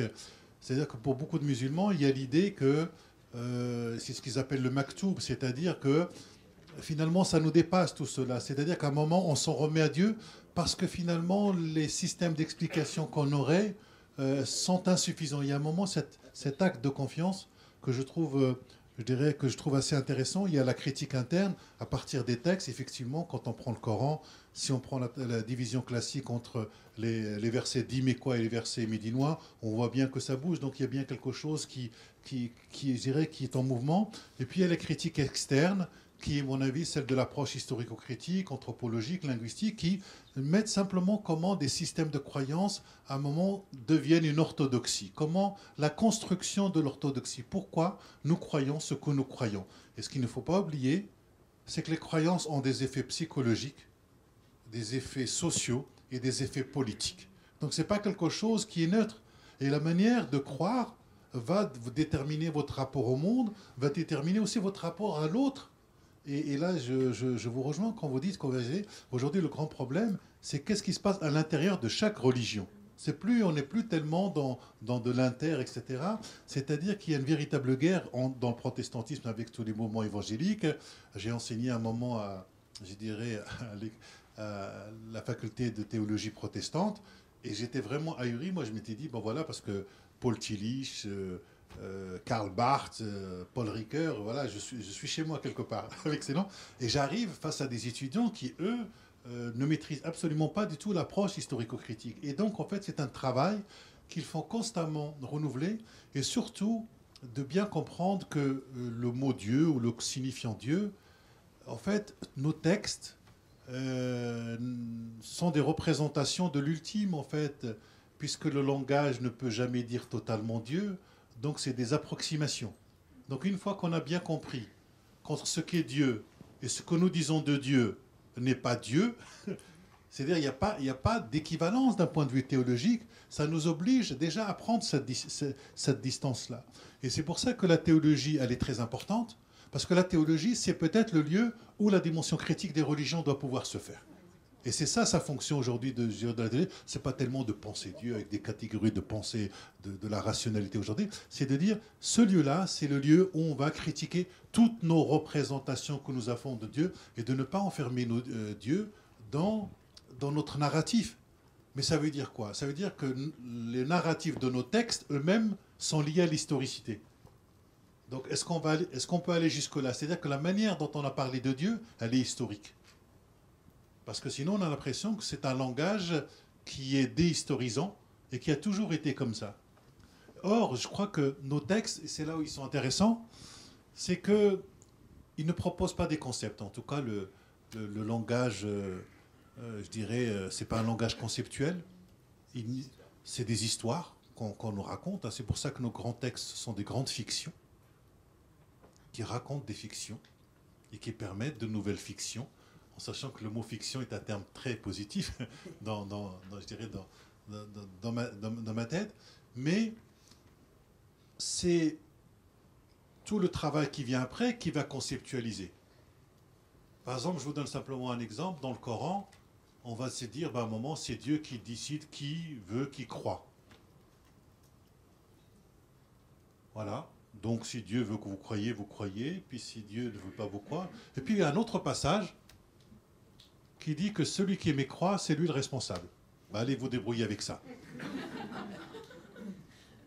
Mais parce que si vous leur appliquez nos catégories de pensée grecques, notamment à partir d'Aristote, sur le principe d'égalité, de non-contradiction et de tiers exclu, ça ne fonctionne pas.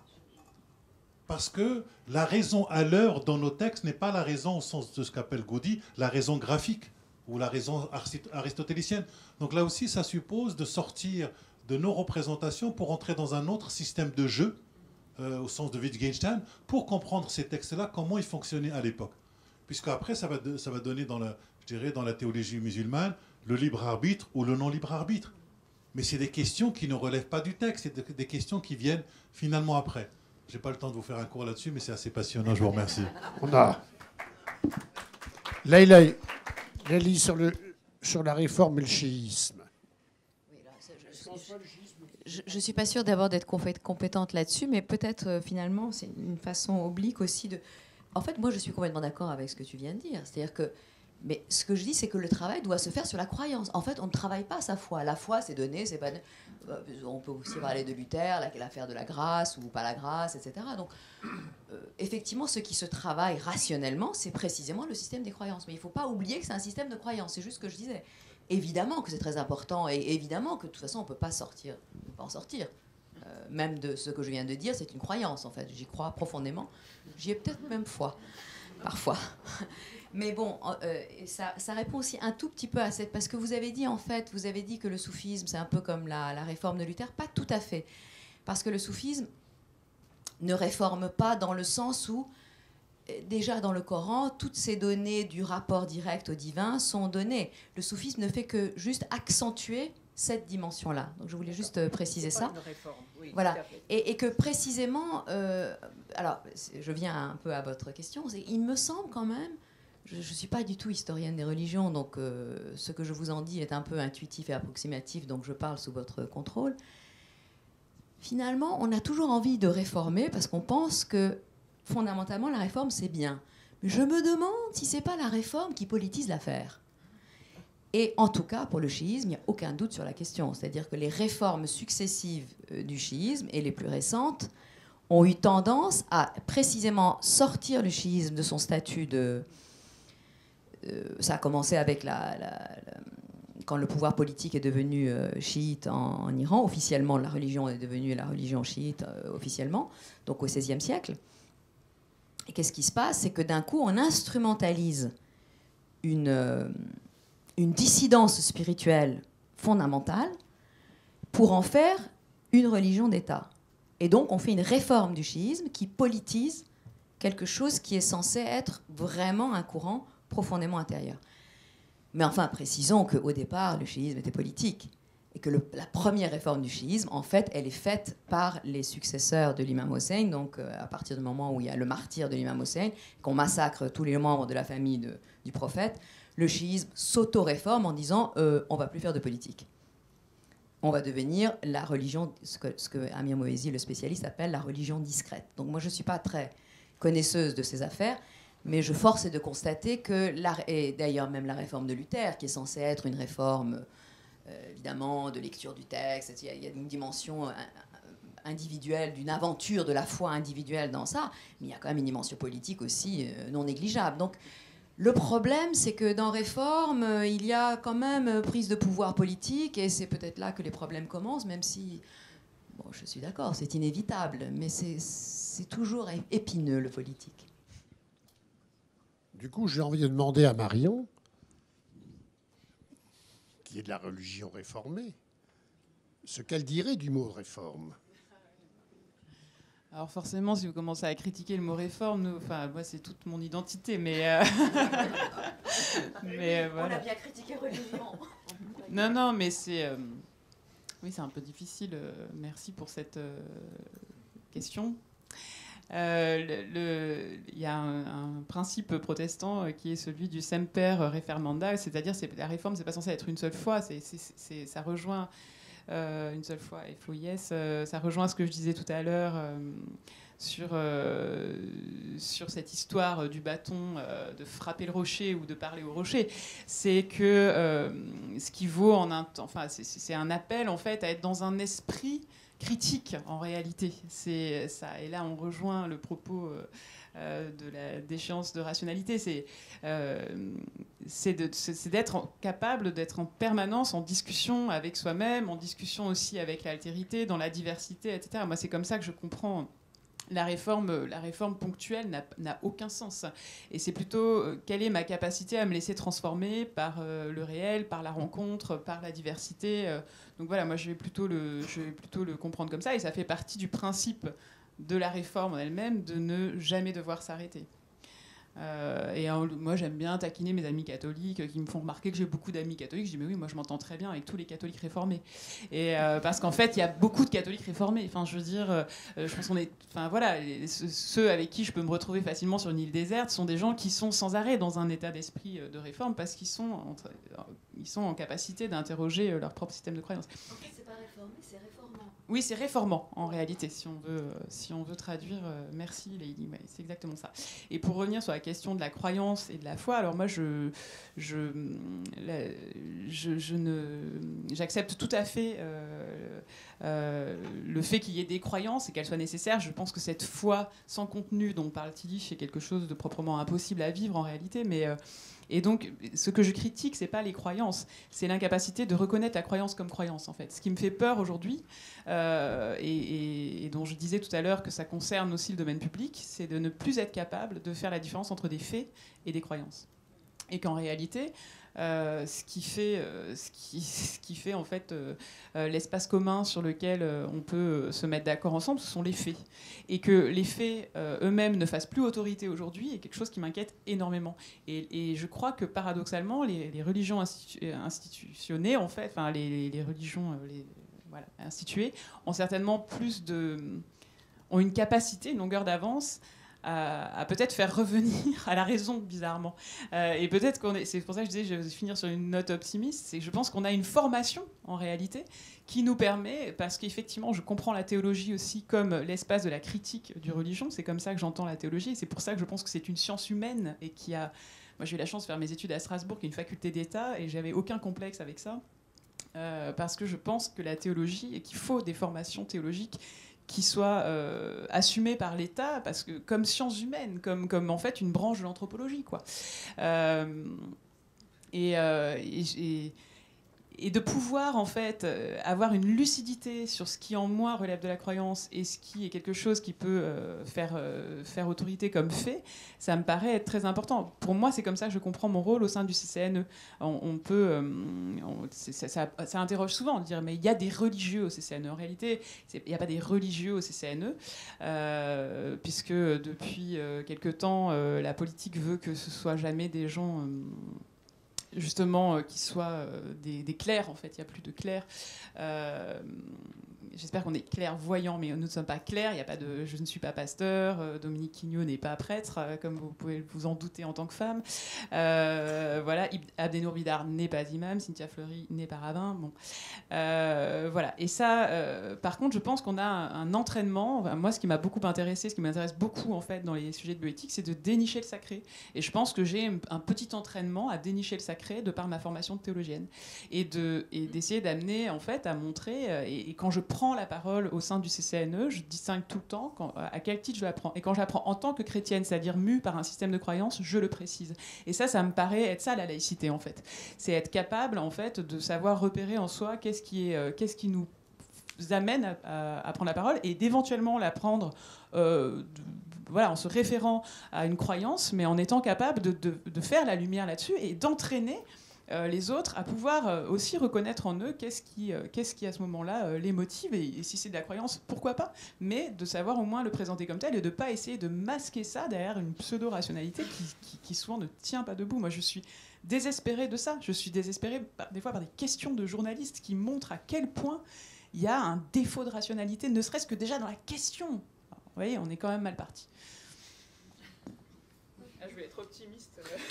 Oui. C'est mon dernier mot, c'est foutu, quoi. Voilà. Prochaine. Bon. Mes questions, remarques s'adressent en priorité à M. Benzine. Je pense que le rôle du religieux a été un tout petit peu exagéré. Je pense plutôt à des modèles anthropologiques. Je me réfère un tout petit peu à Jacqueline Chaby. Et en fait, quand on applique ces modèles-là, on voit que nous n'avons pas du tout le même islam. Vous avez l'islam de la prophétie, n'a rien à voir avec l'islam des Omeyyades. C'est quelque chose de totalement autre. C'est un bricolage entre les valeurs anté-islamiques, entre le faste de l'Empire byzantin. C'est une expression d'un islam d'État. Vous avez chez les Abbassides l'influence persane. Et c'est celle-là qui a permis, par exemple, l'émergence du soufisme, l'émergence de tout ce qui n'est pas ésotérique. Et je pense aussi que, concernant donc, le mot réforme que M. Benzine a utilisé, je pense que le wahhabisme et les frères musulmans, ce sont les soubresauts de chocs à caractère plutôt géopolitique. Je consentirais volontiers à considérer les premiers efforts de Mohamed Abdou comme plutôt des tentatives de réforme. Ce n'est pas à proprement parler une réforme, mais des tentatives de réforme. Je peux aussi citer les nouveaux penseurs de l'islam auxquels M. Benzine a consacré judicieusement un de ses livres. Là, on peut aussi parler de tentatives de réforme. Pour ce qui est du wahhabisme, le corpus des wahhabites et des frères musulmans est quasiment vide. C'est une coquille vide. C'est une utilisation un bricolage rapide à des fins politiques sous un choc plutôt géopolitique.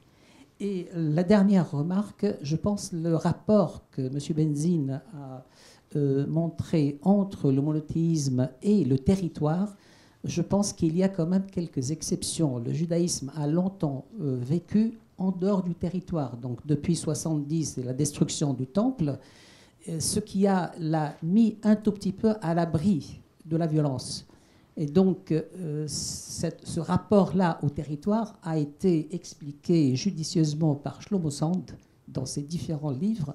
Et on voit que c'est à partir du début du XXe siècle, fin du début du XXe siècle, où le nationalisme a commencé. Et là, la question du territoire a été posée, mais sûrement pas avant.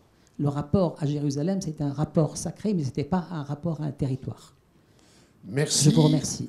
Merci. On va prendre les deux autres questions puisque l'heure tourne. Bonsoir. Moi, j'ai une question d'ordre plus général. Si je me souviens bien, je crois que Solon, qu'on dit l'inventeur de la démocratie, disait que quand une loi ne correspond plus à l'esprit du temps, alors on change la loi. Quid des religions? Est-ce que les religions ont cette capacité de s'adapter au temps moderne? Est-ce qu'elles peuvent vraiment, je veux dire, participer encore au fonctionnement du monde? Ou est-ce qu'elles sont un résiduel de l'ancien monde? C'est une question un peu large, mais voilà. Vaste problème. Troisième intervention. Je crois qu'il y avait une... Oui, voilà. On va en rester là pour les... Je vous en prie, madame. Merci. Vous avez parlé de distinguer les faits et croyances, justement. Je voulais comprendre que vous disiez un peu que vous pensez qu'il y a les faits purs dans les faits, dans la réalité, qui se présentent comme ça, ou comment apprendre de distinguer les faits de croyances. Et parce que cette question nous amène justement à la pouvoir de penser et à la vérité de penser qui distingue l'essence de forme, qui distingue de l'intérieur de l'extérieur, etc. Parce que de l'intérieur, la foi est toujours monothéiste, et de l'extérieur, il y a toujours des violences, etc., etc. Et là où il y a un homme, il y a l'homme avec son quête de l'absolu, de sens. Il a toujours l'amour d'un côté, il y a toujours la violence de l'autre côté. Donc, où on met cette faculté de comprendre, de distinguer les faits des croyances, de l'extérieur et de où, comment? Ça, c'est une question éducative, basique, je pense. Si j'ai pu m'exprimer, si vous avez compris, non. Parce que dans la réalité, il n'y a pas de fait comme ça. L'homme est toujours otage de ses croyances, presque toujours. Mais il y a une voie toujours donnée en lui pour distinguer quand même. Donc, comment nous, les femmes et les hommes du XXIe siècle, nous pouvons apprendre ça et aller par ce chemin pour distinguer les faits des croyances, comme vous avez dit. Très bien. Alors, je crois que Rachid doit pouvoir dire quelque chose sur les observations concernant réforme et islam. Est-ce que le wahhabisme est une véritable réforme? Est-ce que ce n'est pas Abdou et l'islam éclairé qui ont porté véritablement une réforme? Et les deux autres questions plus générales sont adressées au fond à nos trois intervenants qui vont conclure la soirée. Rachid. Je répondrai très brièvement aux trois questions qui ont été posées. En tout cas, sur la question de l'islam, entre l'islam de l'espace de l'Arabie occidentale au 7e siècle, de l'islam des Omeyyades et de l'islam des Abbassides, c'est quelque chose qui me paraît tout à fait normal dans la mesure où une religion, à partir d'un événement fondateur, n'a pas complètement son unité, son identité. L'identité d'une religion met du temps à pouvoir se construire et elle se construit toujours face aux défis des sociétés. Et que même l'islam au 7e siècle va lui-même s'inscrire dans ce que beaucoup d'historiens appellent l'Antiquité tardive, c'est-à-dire un moment où des croyances du judaïsme, du christianisme, des milieux rabbiniques circulent et le discours coranique va opérer à l'intérieur d'un système de croyances avec même une culture légale commune entre le judaïsme et le christianisme. C'est à partir de là qu'il va dire ce qu'il a à dire. Et ce qui est très intéressant, c'est à la fois les ressemblances mais aussi les différences. Par exemple, je donne simplement un exemple. Dans la Genèse 22, Dieu demande à Abraham par 3 fois ton fils et même les rabbins disent lequel, puis au bout d'un moment Dieu lui dit parce que j'en ai 2 et puis c'est Isaac. Dans le Coran, le fils n'est pas nommé.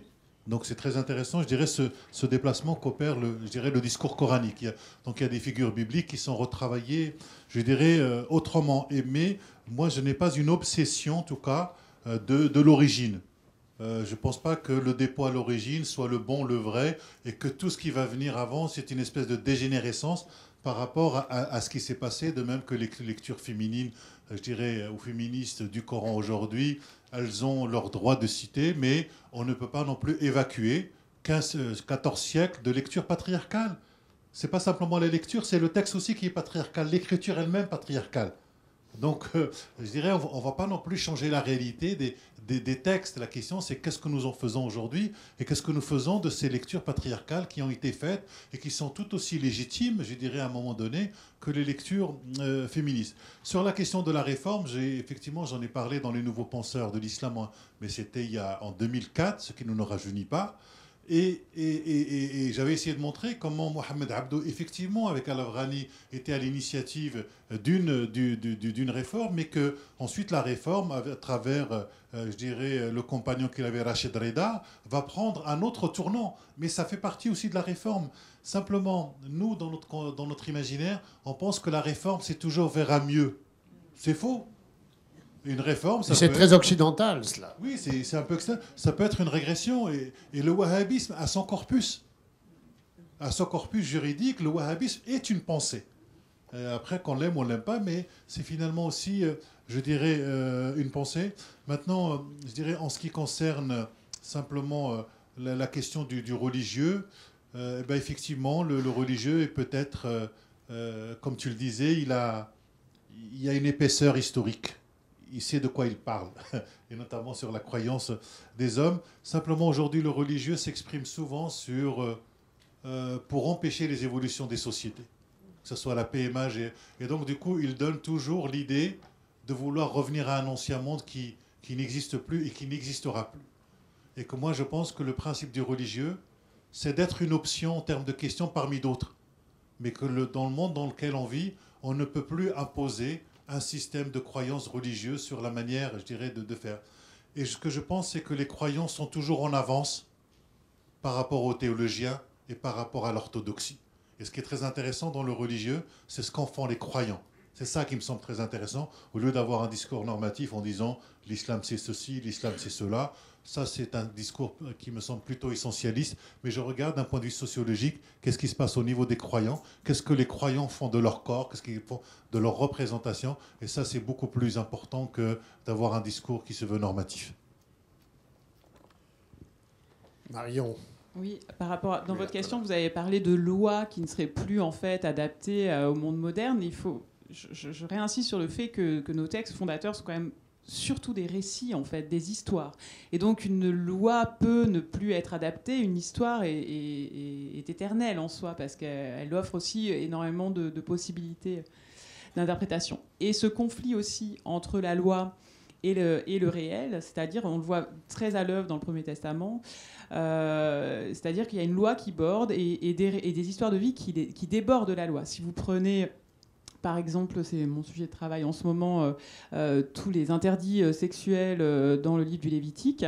Vous allez vous rendre compte que dans la généalogie de Jésus, dans l'évangile de Matthieu, il y a 4 femmes qui sont nommées hormis Marie, et les 4, en fait, ont enfreint chacune, au premier ou au second degré, un interdit sexuel qui était sous peine de mort, quoi.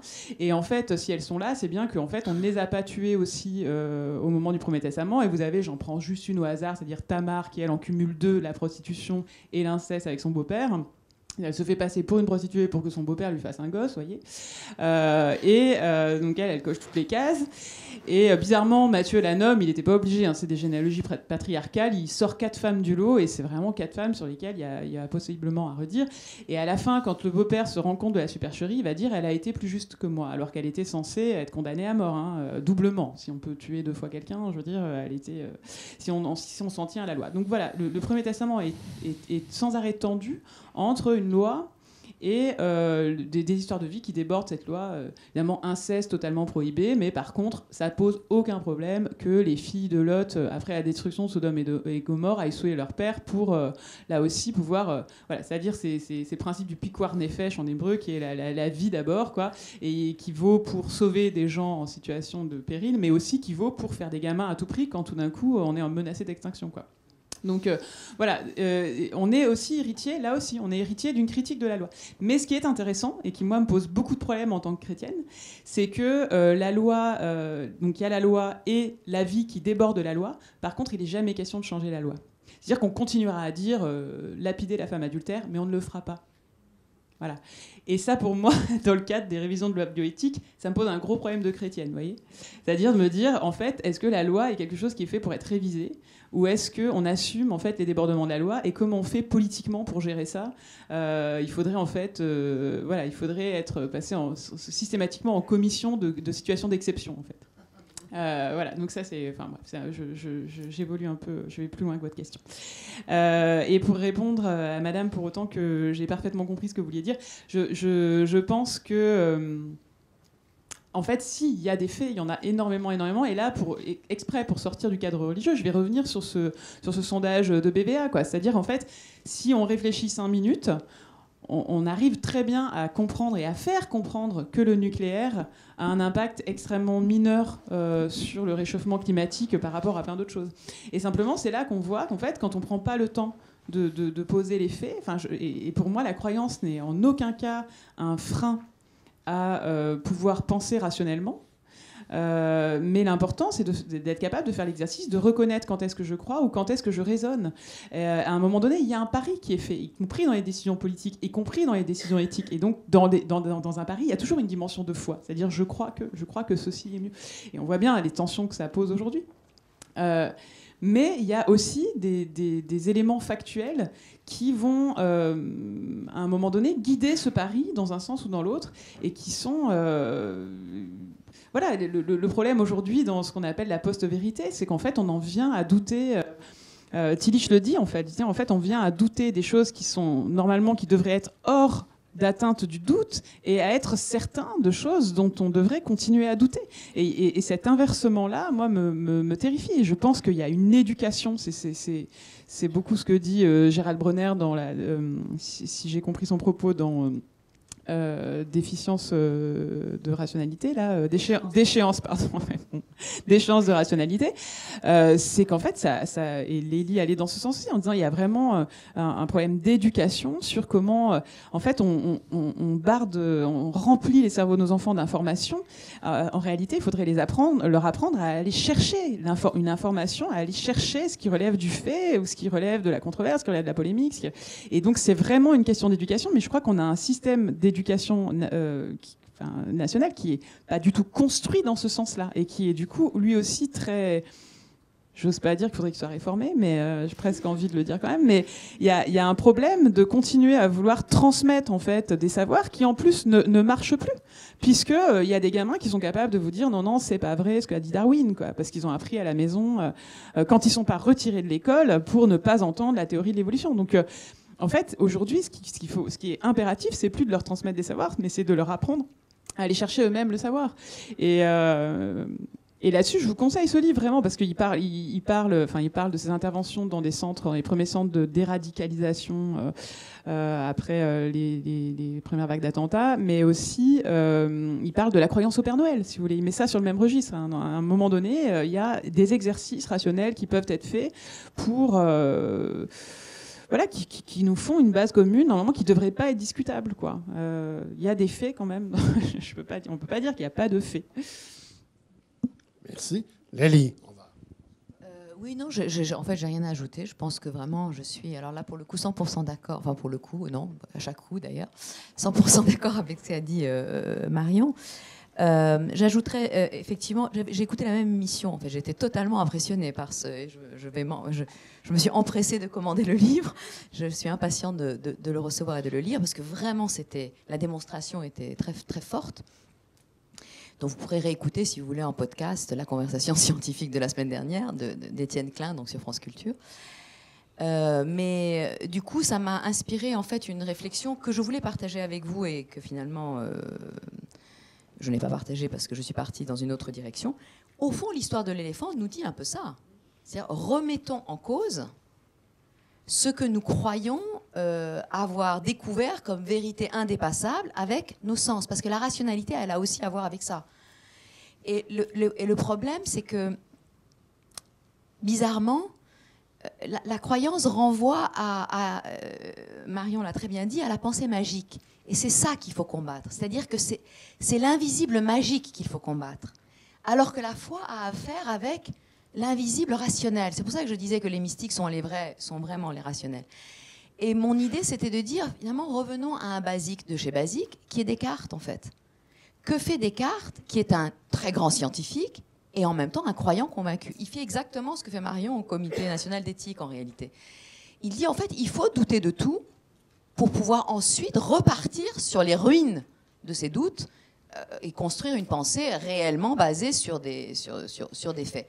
Ce qui ne remet en aucun cas en cause, par ailleurs, sa foi profonde et le fait que c'est un chrétien. Il croit dans Dieu, dans Jésus-Christ, dans la Trinité, et il n'en parle pas, mais probablement dans la virginité de Marie. C'est pas le problème, si vous voulez. Mais il n'en parle pas en termes scientifiques. Il nous donne vraiment une méthode fantastique, et je pense vraiment qu'il faut faire ça, et je suis totalement d'accord, avec les enfants, dans les écoles. Il faut leur apprendre à... Alors c'est très difficile, parce qu'il faut leur apprendre à douter de ce que leurs parents leur ont appris. Alors, est-ce que c'est le rôle de l'instituteur de dire aux enfants que le Père Noël n'existe pas? Peut-être, parce que finalement, en écoutant cette émission, je me suis dit, mais moi-même, j'ai fait croire à mes enfants que le Père Noël existait. Mais je suis une catastrophe sur pattes, quoi. J'ai fait ça. J'ai très mal fait, en fait. J'ai très mal fait parce que j'ai encouragé en eux la pensée magique. Et en plus, j'ai créé une déception épouvantable. Parce que là... C'est un combattant que... La méthode, il faut combattre ou il faut transformer? Parce que si on combat envers quelque chose, les croyances de « Oh non, il existe, c'est pas vrai, les enfants, le Père Noël, il n'existe pas, ne croyez pas. » Non, c'est pas un chemin, c'est pour ça que tu détruis l'âme de l'enfant. Je vous en prie, parce que...